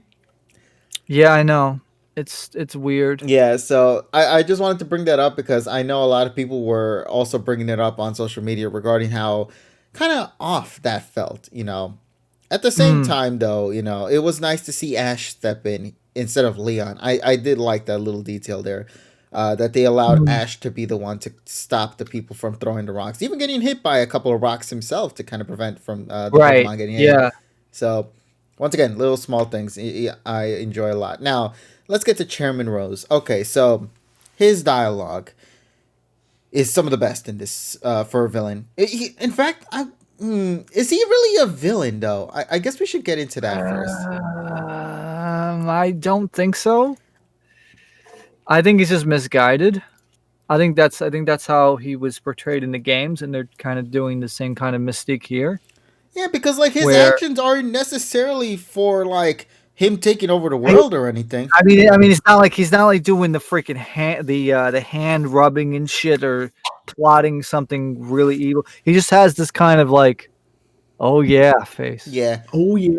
but the thing is as well, he at the same time, even though he acts this way, he I still view him as a bad guy, and I think Craig brought it best. He's willing to get some people killed for the sake of the future of Galar as well, or rather, as I they like say in Right. the how, show, lose people. You know. I like how Pikachu knew on sight. Okay, yeah, I brought that up too as well. Like, I guess we should talk about this now that you're here, Tyrone. Before we get any further into the discussion, like overall, what did you think about the second act of Sword and Shield's arc? I like it. I like that. Yeah, they did exactly what we thought they would with the first one. The first one was mostly battle heavy with Ash and Leon. The second half is Sonya and Go heavy. With the research stuff, we got a lot of backstory in Magnolia and Sonya, and I like their situations too, where Go is like just sort of. First of all, go get the Dynamax man from Sonya. That's pretty cool. And I like the fact that he's staying the night over there while Ash is in the fancy hotel. Oh yeah, and he's like in this little suburban area, just like in this small ass house. Ash is like, I'm in the hotel. More cigarettes and bitches. No thank you. All right, I gotta go. Bye. No, thank you. What about you, Go? I'm on Magnolia's couch. Wow, shut that purloin up. Mittens doesn't shut up. You shut up. Ash living that 5-star life, man. Yeah, and Go's like living in the house, and Mittens needs food in a bowl. I gotta go. Clearly, Magnolia needs help. Yeah, Magnolia's like a crazy cat lady. There's not even a cat in this house. Like, what the fuck am I supposed to feed? But no, I do like that they're in different situations, and they agree to meet up with each other, but obviously shit's gonna get different. I do love this. I love this dynamic that the story keeps. I love the A plot, B plot jumping back and forth stuff. I love it because it gives us time to focus on not only one, the time to actually develop the damn characters separately, and two, this gives us a way to look at the story from two perspectives and see how they come together. Oftentimes, I know in improv we did this a lot, where we have a group of 6 usually in improv, and 3 characters would do a plot, and 3 other characters would do a B plot, and we got to find a way to get those 2 plots to come together at some point. And I'm like, that's a narrative writing skill that helps, build a actual story, a journey, no pun intended, if you will, to where you can see these 2 culminate with each other. Go and Sonya are doing research, but their research is going to lead to what's causing this crisis right here. And I love that we get more development on Magnolia and Rose. Like, she's like, there's a reason I left Rose, and it's because he's an asshole. Like, and I also, side note, I love that Chairman Rose is drinking fucking lime flavored. Yeah, like what is that? Like Kool-Aid or some shit? Yeah. I also love that when Ash declined Rose's offer, Rose is like, all right, cool. Meanwhile, Alina's in the back losing her absolute shit. Yeah, and it's actually showing on screen probably right now. Yeah, she's losing her absolute shit. Like, how dare you? Bitch, I was asked to be a frontier brain a while ago. Okay, let's talk about that real quick. Thank you for bringing that up, buddy. Yeah. Did you find it weird that, like, nobody knows who the fuck Ash is? I think that's what throws me off. It's like, I'm gonna tell myself it's region per region, and I guess the Galar region is like probably far off enough to the point where nobody's like, but he hasn't made a name for himself. Like Leah, like how many celebrities do you know in other countries unless they're like trending? Yeah, that is true as well. I just think it would be a little bit more significant only because he's technically the first. You know what I mean? It's not like he's number 47 champion of Alola. No, he's the first of that region. Yeah, but Alola's also very small. That's like, it doesn't feel like an actual area. It just feels like a little small national tournament. Yeah, Alola's a small. No, because nobody let's just put this into like realistic perspective.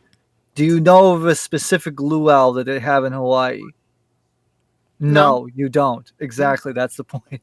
Yeah, like Alola's a small place, so I'm guessing it'll either A, take a while for the news to get around, or B, it's just not. It's news that's good if you're in Alola, but everywhere else it's just like, okay, that's neat. All right, that's cool, man. That's neat. Like, yeah, like you're not gonna report every last thing, and yeah, I think what people really want, they want Ash to have the same treatment as Diantha and like all the others, where or Steven, where the rank of champion is shown off like that. You got to remember those characters are champions within their respective video games. So even if you don't know that they're champions, you learn from the anime or the video game. Either way, you know they're champions. Ash's championship, he's more of an anime character instead of a video game character. So I guess they're maybe going off that logic. Yeah, I just find it a little odd as all. I'm one of the few viewers that doesn't really take Ash's rank of champion into account when I watch the show at all. No, the only reason why I bring it up is just because it just feels odd that somebody like as big and grand as Chairman Rose, who's trying to promote all of this sort of thing, doesn't know much about the region of Alola, yet knows completely everything about the other regional champions like Lance. You also have to take into account how long has Ash been champion? For about, 9 months? Give or take, yeah. Yeah, Leon's been champion for hellas. Steven's been champion for years. Diana, most of the champions we know about, they've been champions for a bit. Yeah, a long time. Yeah, Ash just got the damn title. He could lose it literally tomorrow. Wait, how do we know what Rose knows of other regions? Well, I mean, he had to be the one to invite Lance over, didn't he? For the whole... Yeah, with the World Championship Exactly, stuff. because the whole World Championship takes place in Galar, so he has to at least have some sort of knowledge regarding other regional parts of the world, which is why I bring this topic up anyway, so... Yeah, but I do like the story bouncing back and forth from one stage to the other. Ash's plot was minor this time around with the whole Colossus thing. Yeah. Colossal. Yeah. By the way, I do like Colossal's Japanese name. It's Sekitan-zan. Yeah. Sekitan means coal, and Zan is a onyomi for mountain. So cold mountain. I love that the episode had just enough time to answer a question that I had when they made it to a specific spot. They made it to the mural, and I'm thinking to myself, wait a minute, B destroyed that mural with Cop Raja. How are they going to recreate that? Oh, they're going to have a Pokemon battle. Okay, so I see the battle's going to break the thing. Reboot crashes into the thing. Okay, there we go. All right, thank you. No, it wasn't just regular Reboot. No, it was Dynamax Reboot. Dynamax Reboot crashed into. I was like, okay, thank you, Pokemon. That was all I was going to wonder. And they ended off there, too. Tyrone, I was mentioning this before when you left. This is one of those rare instances where... This episode, I was so invested in the storytelling that it threw me the hell out when I saw that to be continued show up at the end of the episode. Yeah. Because, as I stated, the episode, you never see this kind of ending for Pokemon, where the episode just sort of abruptly ends. Like, normally they would have the narrator talk about something happening and stuff like that. Here, no narrator. It just goes straight to the ending. Yeah. And fake Giovanni as well. We finally got the answer for him. I'm annoyed that this guy shows up instead of the person who actually owns Gigantamax Garbodor, which is Olena. But obviously Olena can't be shown as evil this early, I guess. I don't know. Okay. Well, no, I wish Olena could. Technically, she could have just loaned her out. Yeah, she loaned it. Yeah, she probably loaned it. I just loaned the Pokemon. Yeah. The generic jobber chairman member. Fine, whatever. Hey, you got to get to the It's like a WWE squash match from the early '90s. You got to freaking get the squash matches before you get to the real people. I'm still waiting for Raihan, but I'm guessing Leon may meet Raihan next episode because he's in Hammerlock. Yes. I assume once Go and Sonia leaves the statue, they probably head off towards the Raihan's gym, and that's probably when they get interrupted by other members. Well, because there's this one beat in the story that I really liked that the episode had time for. I like that we move away from Go and Ash, and we cut to Leon. And it's good to see Leon by himself, actually. We got to see him actually thinking about the crisis and why it's happening, and he's trying to link Chairman Rose to it already, even though he's known Chairman Rose for years, and he's the one that introduced Rose to Ash. I like that Leon took that minute to think about it. So that was a nice. That's why I said I liked how competent Leon is story-wise in this show, because he's normally making decisions that you wouldn't expect them to react to. Although he hasn't gotten lost yet, that makes me kind of sad, but whatever. It took him all the way till nighttime to finally get to that gym. Yeah, but I'm liking there was nothing really I had an issue with this episode. It did what it needed to do. It showed off most of we got the lore here, which was what was expected. What was needed. Yeah. So So that's fine. I do find it funny how a meteor yeeted itself in front of Magnolia's house. And they kept the dent there the whole time. Yeah, they specifically showed off the house outside, basically next to where that dent is at.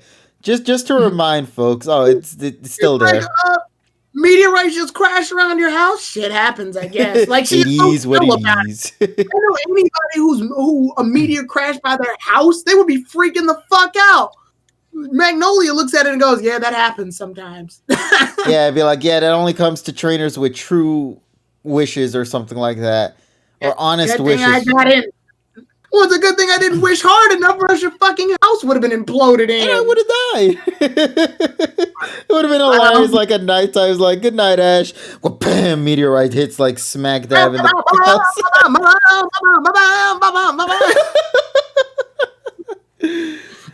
God, this episode was good though.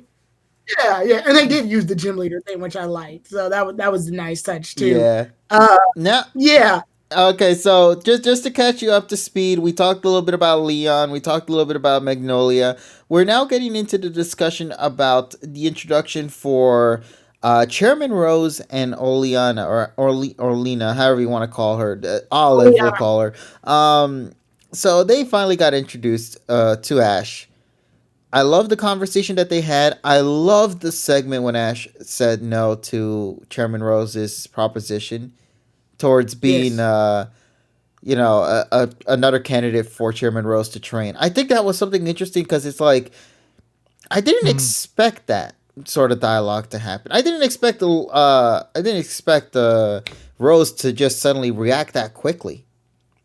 Towards... He seemed really chill about it, actually. Yeah, I think that's my favorite thing about it. It's like, he's not necessarily evil. Like, man, that's one of the things I love, because like, he didn't look pissed about what happened with Ash denying the invitation. He was just genuinely happy about it. He was like, okay, if that's the way you want to take it, that's perfectly fine.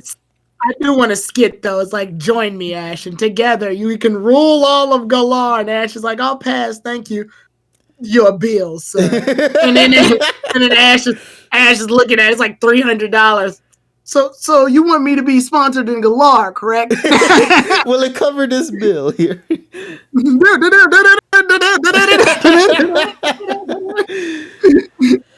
Now, seriously though, that scene I absolutely appreciate a lot. It just shows just exactly what Ash is trying to aim for, and I think that is something that needs to be reminded for fans of the series. Just exactly what Ash is trying to do as a trainer, especially given that he has already accomplished one of his goals in the previous generation in Sun and Moon. So just to get a bit of a refresher towards what Ash is aiming for now in this current era, I thought was a good touch. Now let's talk about the, I guess if we're talking about Chairman Rose, should we get into the preview? Is there anything else you guys in particular would like to talk about regarding this episode? No. I'm thinking right now. I do like that Magnolia didn't pass Sonia. Yeah, they just gave her more tests. Yeah, she's like you answered some questions about Galar, but I'm not passing you because you didn't answer all the questions about Galar. Despite me giving you the questions now. Yeah, I do love that they made her as strict as she's supposed to be. That's good. Yeah, that's her character. It would feel weird if she doesn't stay true to her character, Yeah, so it's good that they did that, and it's good. I think it's kind of fucked that the construction workers were throwing rocks at Colossal, knowing damn well that this outbreak's been happening for a while. Also, that Colossal was just chilling with them in the background before it did get converted into the giant form that it was.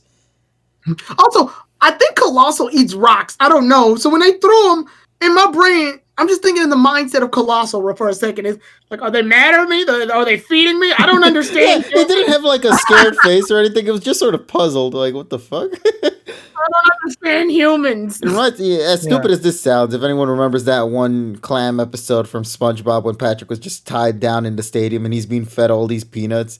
Yeah. That's exactly what I think of. I deserve this. I don't know what I did, but I deserve this, I guess. But I love rebooting this picture, by the way. Yeah, he's so confused as well.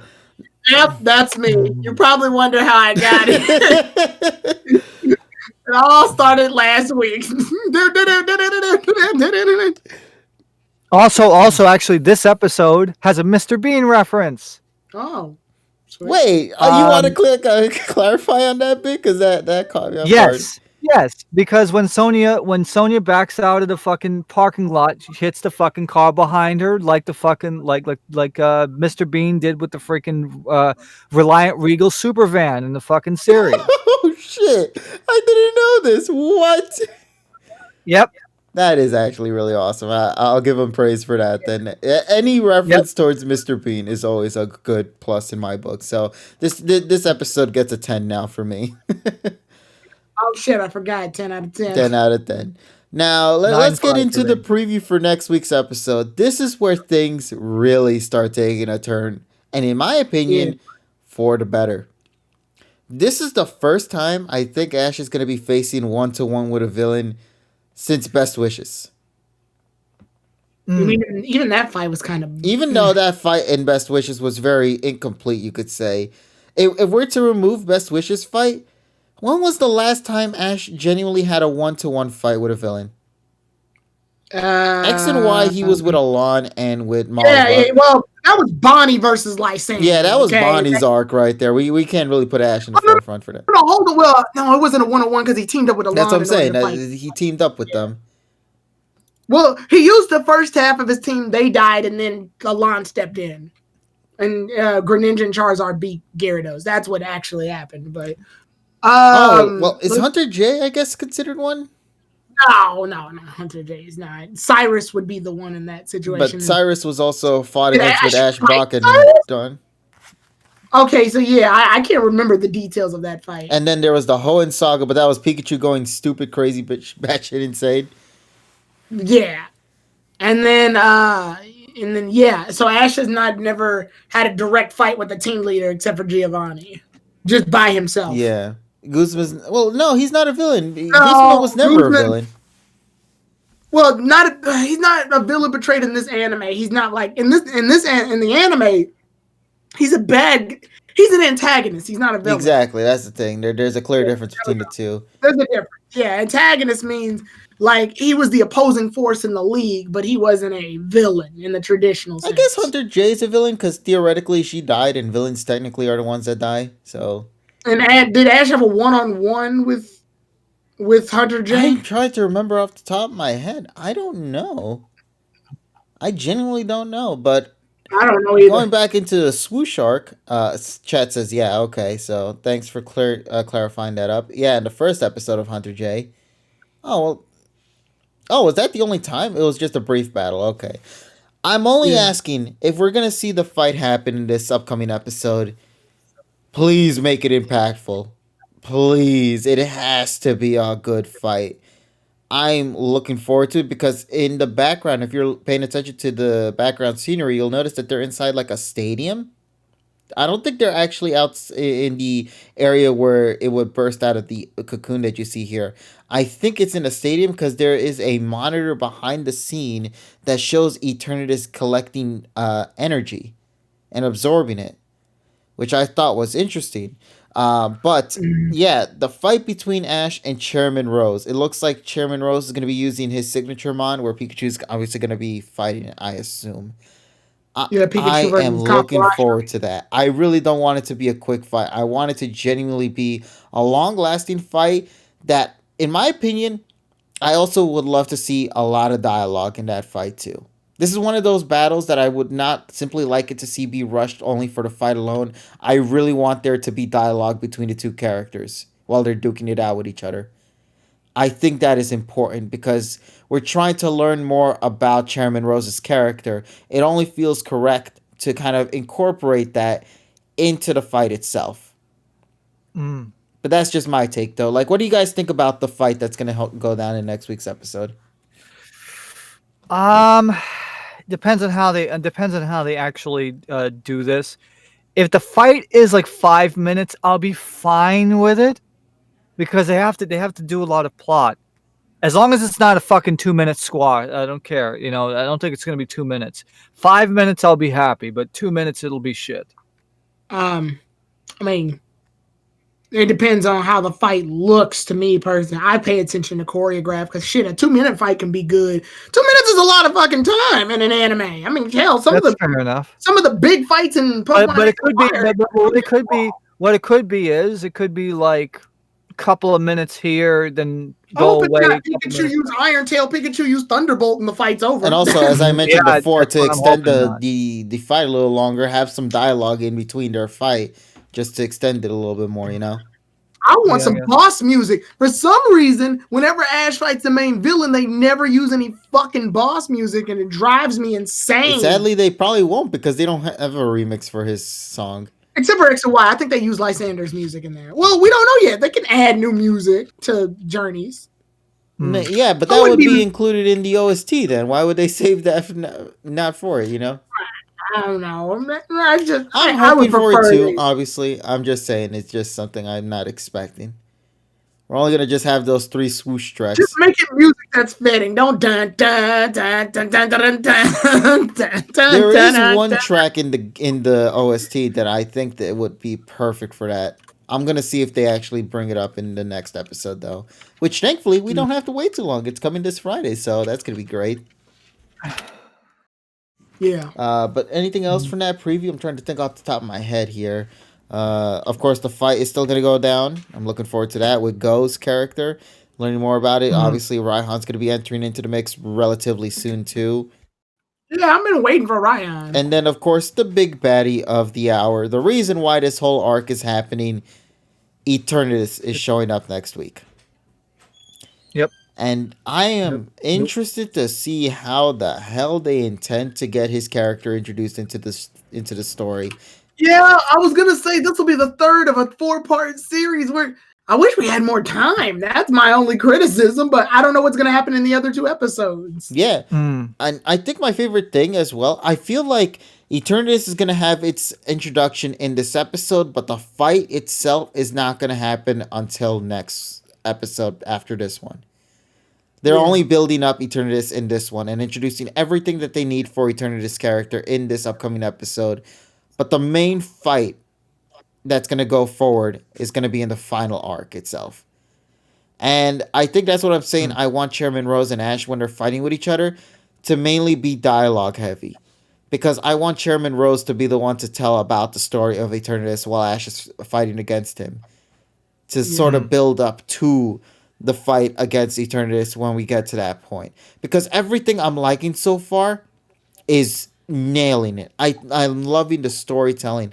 I'm loving the pacing. I'm loving the split storytelling here with Ash in one side and Go in another. I'm loving the music. I'm loving the choreography. I'm loving everything so far.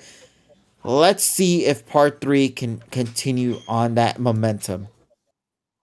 And it's looking promising. The fact that I had to talk about Chairman Rose's thing is already exciting enough, that it being a villain. Exactly. Yeah. So, just anything else that I need to think off the top of my head regarding the preview for next week's episode? You're just looking forward to it. I know Chad is saying that, a lot of people are kind of hoping Riolu and Reboot don't evolve next week. I don't think they're going to make them evolve next week. Probably the last one. Literally the last one, yeah. Literally the last episode. I just want to know is how did they intend to make those 2 evolve at the same time? Because that's the big theory going on. By having them both glow and then having them both fight, reach the point where they're almost getting their ass whooped, and then they glow and By the way, I did a cover of that, and I got almost 500 views. And Lumia's trainer Zach is over there shivered at the reality that you did. Yeah, at the fact that I just did one take at fucking 10:30 at night. I know, right? But seriously though, if you haven't had a chance, make sure to follow us on Twitter. Obviously, you can check out all the silly shenanigans there. Japanese. Go ahead. Yep. Listen, Dottie, I don't need to be reminded of that particular scene from that goddamn opening But video. yeah, that's what I think is gonna happen. Yeah. As Dogasu said, 0 out of 10, not enough naked man butt. Yeah. What? Yeah, the That's what music he said. video. You need to see that music video for 1, 2, 3, man. I'm looking for man butt. That's all I think from the fucking Boondocks. TS's cover is gonna be on Tyrone's mixtape. Well, looking forward to it in 3022 when that shit drops. It's gonna say featuring TSS on it. Yeah, It's gonna be his hit song. Well, technically, you need a duo to make that song happen. So, of course.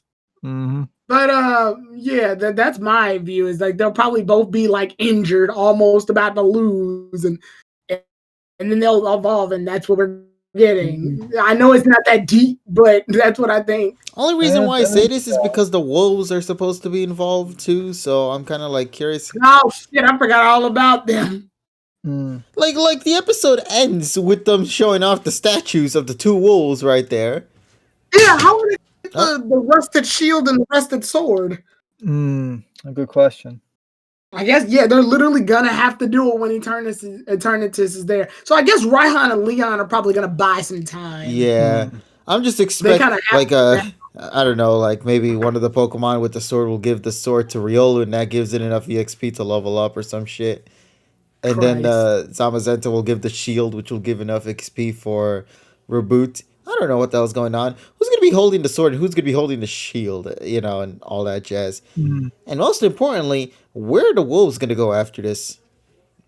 Let's go leave. Bye. We did our job. Our work here is done, but you didn't do anything. They just flee.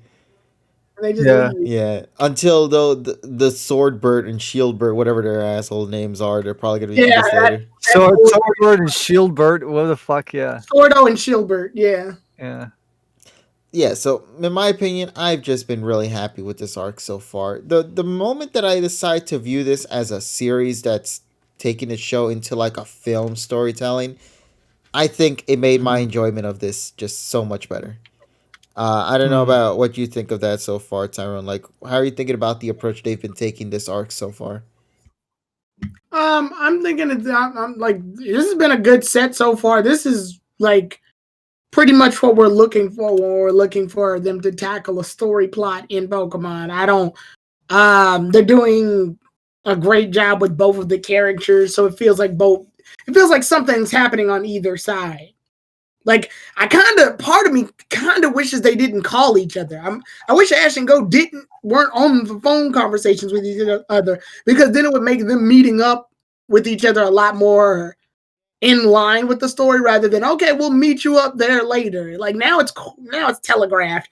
I kind of wish they had just like happened to be in a spot like, I just happened to meet you because I was headed here anyway with Leon or some shit. I don't know. It feels more genuine when they do it that way. But, yeah, but just for the sake of making sure that they meet up again, I guess that's why. Yeah, that's a small thing. It's not enough to ruin this particular storyline that's going on. At least we see that there is effort in making sure that both characters are taking care of their respective halves of the story. And I love that it also shows that just battling isn't going to be enough here. You're going to need research and knowledge. So it's a nice combination of actually like power and mind working together. And I think that's what I'm excited for the most. It's just that I feel like the story is, for the most part, accomplishing its goal here, despite how concerned I was. But then I remember, right, Sword and Shield doesn't have much of a story to go with, so they could really fit that here in these 2 episodes. And I think they did well for what they had in the time that they got. Right. Yeah. Now, just to see if episode 3 can continue to deliver on that momentum, and then some. And then, of course, the grand finale with episode 4. And then after that, Mewtwo, which is, to me, still insane that we're literally ending off everything with Mewtwo after all the Sword and Shield stuff end. I kind of want Mewtwo. I know, like, Mewtwo shows up. What's the context? Do we get a summary from Mewtwo? No. The only thing we know is it's titled The Revival of Mewtwo. Is Mewtwo going to be this weird final boss situation like in JRPGs where after you get done with the one threat, the the other threat shows up out of pure nowhere. Oh, I thought you were gonna call like one of those EX bosses that just show up after you beat the main Yeah, game. no, that's what I mean. Like once Eternatus dies, Mewtwo cracks out of its body and he's like, I art thou art I. Summons a persona. Right, and the battle just starts with Mewtwo. Yeah, I'm curious about that. I assume the Mewtwo is probably the start of another story happening later down the road. Yeah, it's another story, yeah. Which is good for momentum. Yeah, it's just letting you know that just because we finished Sword and Shield story doesn't mean we're just pausing then and there, you know? Yeah. I mean, well, technically, if you put into an account, in Let's Go, Mewtwo is the Let's Go games Mewtwo is technically the final boss. Technically, yes, you're right. We'll find and wait and see until that moment arrives. But overall, ladies and gents, I think that's pretty much our review for this week's episode, unless anybody here in the call has any additional thing that they'd like to say. But I feel like on my end, I've managed to say everything I wanted to get across, for the review. Yeah, I don't have much to really go on. I think we did a great job in summarizing everything. I can't wait until next week. Man, and Mugen Daina, which Mugen Dai means endless, by the way. This upcoming episode is promising. It has all. Oh, by the way, we didn't even talk about that. Team Rocket is next week too. Oh yeah, the Rockets. Yeah, the Rockets were in this episode too. There's my thing that bugs me a little bit. It's not enough to ruin the episode either, but it does bug me. Team Rocket's there specifically because Giovanni told them to be there. My issue is with this. I feel it kind of weird that Giovanni just now wants Team Rocket to go to other regions. I mean, out of universe, the reason being is because Ash is traveling to different regions. The in-universe, but that affects the in-universe story where Giovanni's never asked Team Rocket to go to separate regions. He's always wanted them to stay relatively where they are. I'm gonna say in Hoenn and Sinnoh's case, I don't think he cared. Like I seriously caring about Team Rocket until DP onward. Yeah, I seriously don't think he gave a shit. I think when Team Rocket is like, we're in Sinnoh, Giovanni's like, what? You're in where? You're still hired? Who are you people? Right, who are you people? So and I think Polly brought this up a long time ago. They're really itchy with Team Rocket's consistency in Team Rocket, like how much authority they have in Team Rocket. Because at one moment, the bumbling idiots who are barely even on grunt level, but in the next, they're Team Rocket's right-hand men? What? It's just so weird. Like, if you know Team Rocket, if you take into account not Team Rocket's character or their gimmick, but the fact that they are official members of an evil organization, and then start using that knowledge to go inside the fact that organizations usually have ranks, Team Rocket is the floatiest motherfuckers in that entire group. I mean, Cassidy and Butch seem a little bit more consistent than them.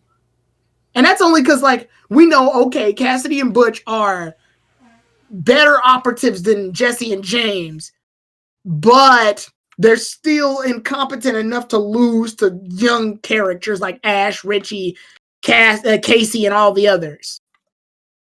Team Rocket, on the other hand, Jesse and James, they have been bumbling idiots since the gate. I think the only time Giovanni really put them into account in the OG series was literally during their first mission, which was to kidnap Pokemon at the Pokemon Center. But then afterwards, he doesn't care.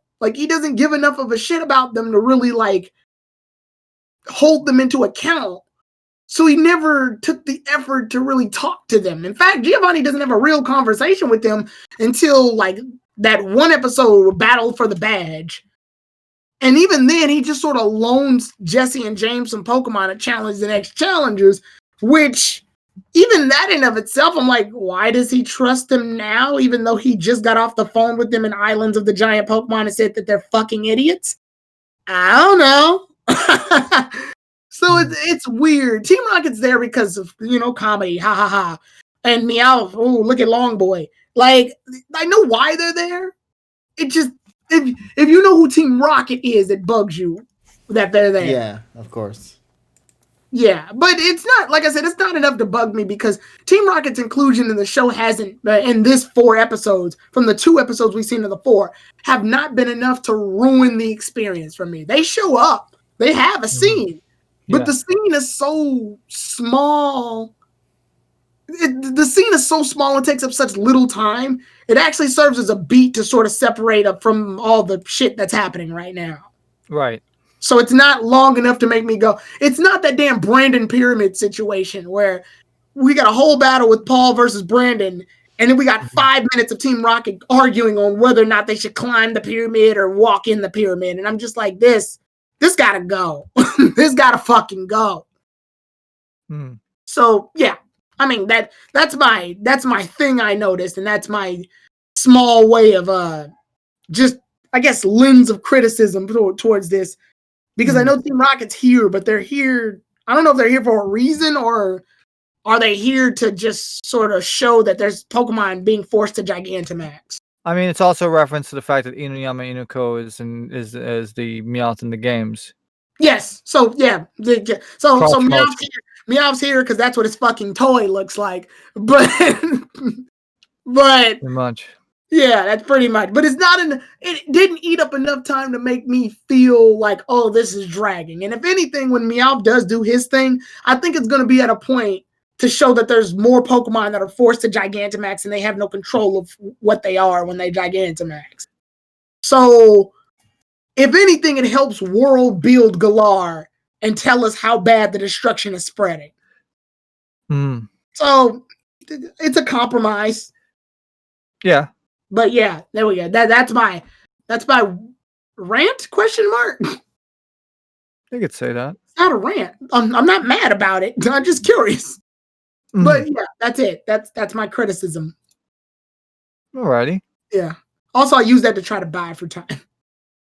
Well, I guess we did enough buying for time. Also, I think KG has stepped away again. So.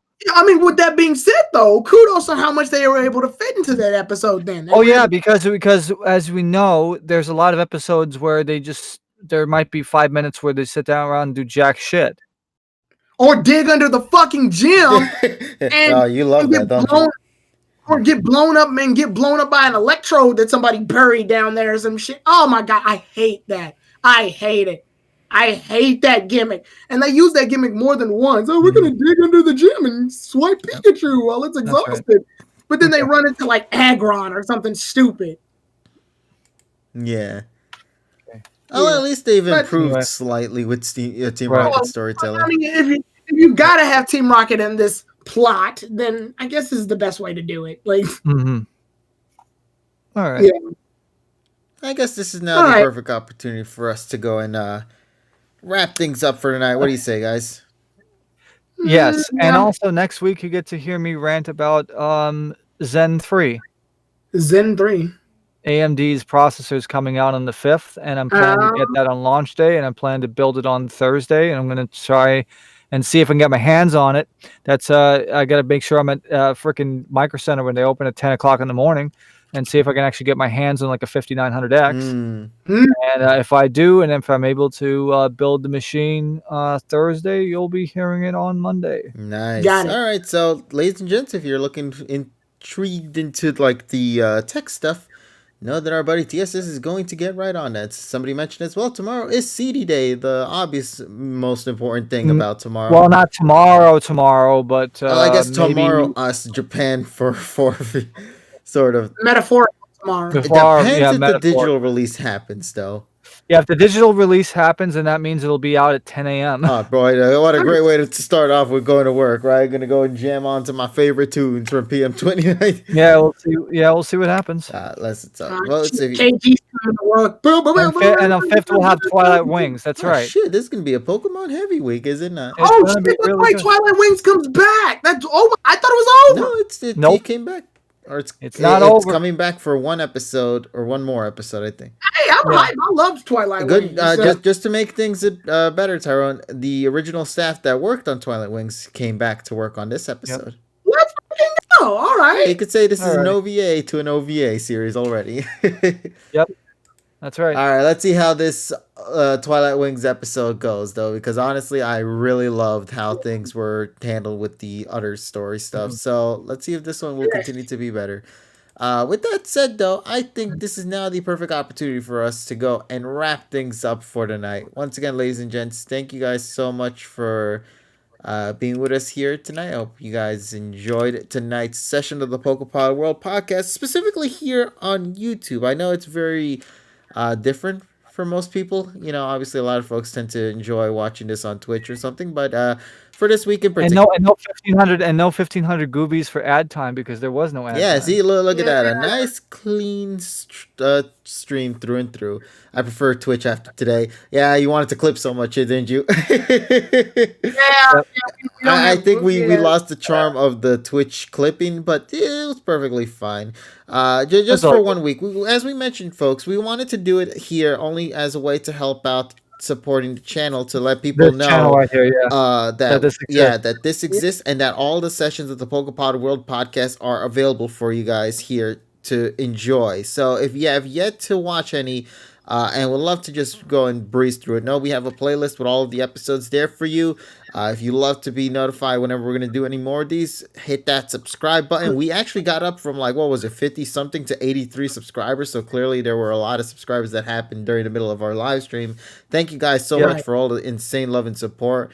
We almost made it to 100 in tonight's session, which I thought was crazy. Obviously, you're right, Evie. The Twitch chat, it did look better because we didn't have the Twitch chat option available for you guys on screens, which is a little bit of a bummer. But if we ever do more YouTube stuff, I'll do my best to adjust it to fit for that. Yes. But for now, as we mentioned, we're just going to have every now and then a session here on YouTube to just help promote the channel out. So if you did enjoy this, though, please do us a solid, subscribe to the channel, leave a like. It'll definitely help the channel a lot as well. It helps spread the word. It'll let people know exactly what we do here on this platform and to get more fans invested into the show and see if they enjoy it overall. So, we'll obviously get more into it later, see what we think of it when we get into future discussions regarding for future content here on the platform, on this channel anyway. But we'll keep you guys up to date on that. Until then, though, of course, everybody here in the call, Tyrone the God 3, if you check in the description down below, you should find his Twitter and YouTube channel down there. So make sure to follow him on those. He also has his own separate Twitch, which I believe you said you're going to be updating it soon. Are you not? Yep, from here on, I want to say starting tomorrow, I think. Yeah, it'll be tomorrow. The YouTube, the Twitch, and the Twitter will all go under one name, so it's to avoid confusion. And it's going to be shorter, so it's easier to put on stuff. Tyrone TG3. So everything will be Tyrone TG3. So that means I got to make the appropriate changes. My overlay will still have Tyrone the God 3 if you're curious. Yeah. What does TG3 stand for? But TG3 will be the thing, because moving forward, marketing wise, because of the way the world is, I'm aware, but I know putting the word God in your name gets kind of iffy sometimes. Mm-hmm. Just gets iffy with certain audience members, and I want to make my. I'm not saying I don't want to say that I'm generalizing myself for the sake of views, but I am making it so that, we don't have that unnecessary drama that starts with things with the conflict of people in those, with those views. So you can't say I'm trying to be PG friendly, because we say fuck, shit, ass, and bitch a lot. Damn, this God is foul. It off like no motherfucking business, but I actually gotta watch my mouth because we're on fucking YouTube. But you ain't making the dollars yet. Right. But on a serious note, I'm gonna change my name. One, it makes things easier, so you won't be like, wait a minute, what's your Twitch? What's your Twitter? What's your YouTube? But your YouTube has a different name than your Twitter, but your Twitch has the same name as your YouTube. No, they will all be Tyrone TG3 as of, I want to say, tomorrow. Mm-hmm. And then we'll also be starting off the stream with that new name. So new name. Old name. New name. Same game. Name for generalized name for all social medias. Yep. That way, also, I'm a lot easier to find in the Google algorithms. Yes. Yeah. So now you won't have to type in Tyrone the God 3 anymore. You can just type in Tyrone TG3. Tyrone the Bleep 3. Tyrone the Bleep, right? Tyrone the Censorship 3. Mm. But yeah, so that'll also actually make me easier to find in the search algorithms. Yep. So when you type in Tyrone TG3, you'll be able to just find all my shit now. Yeah. Yep. So yeah, there we go. Alrighty, sweet. So, folks, if you have yet to do that, once again, description down below. You should also find TS's Twitter account there as well, so you could go and follow him there too if you love to see some things, as well as that the discussed 1, 2, 3 opening that he did. Well, yeah, it was a response, but if you put my name there, you'll be able to find it. Yeah, I mean, I was gonna sing it, but I was gonna sing it comedically. But I don't think I can beat TSS's now, so I don't know what to do. because I literally did a legitimate take of it. Well, your singing is you're singing for real. Well, I was just gonna bullshit. I was just doing it for funsies. Yeah, of course. At the end of the day, that's what matters the most. It's just all for funs. All but nothing but fun here. Yeah, maybe I should retweet that. I mean, if you go to my profile on Twitter and then go to tweets and replies, it should be there.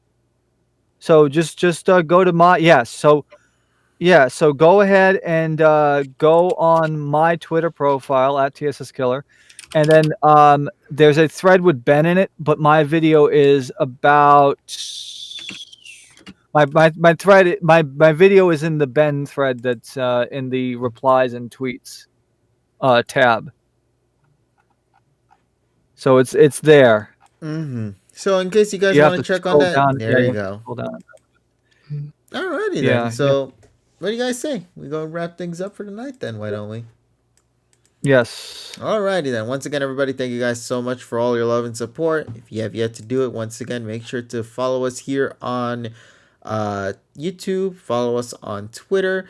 You can also follow us on Twitch and my channel, KG Prestige, to be notified whenever we do streams on that platform. We wanted to once again just remind everybody we're just only doing it for once kind of thing, just to see how things work overall here. We hope you guys enjoyed it. So yeah, for now we're gonna go and wrap things up for tonight, and I am lit tired, but I also want to go and test out this thing TSS sent me, the hidden file. Yeah, I want to test it out. I'm gonna go and quit this shit right now. Tomorrow for my stream, we may be doing a Pokemon race. Indeed.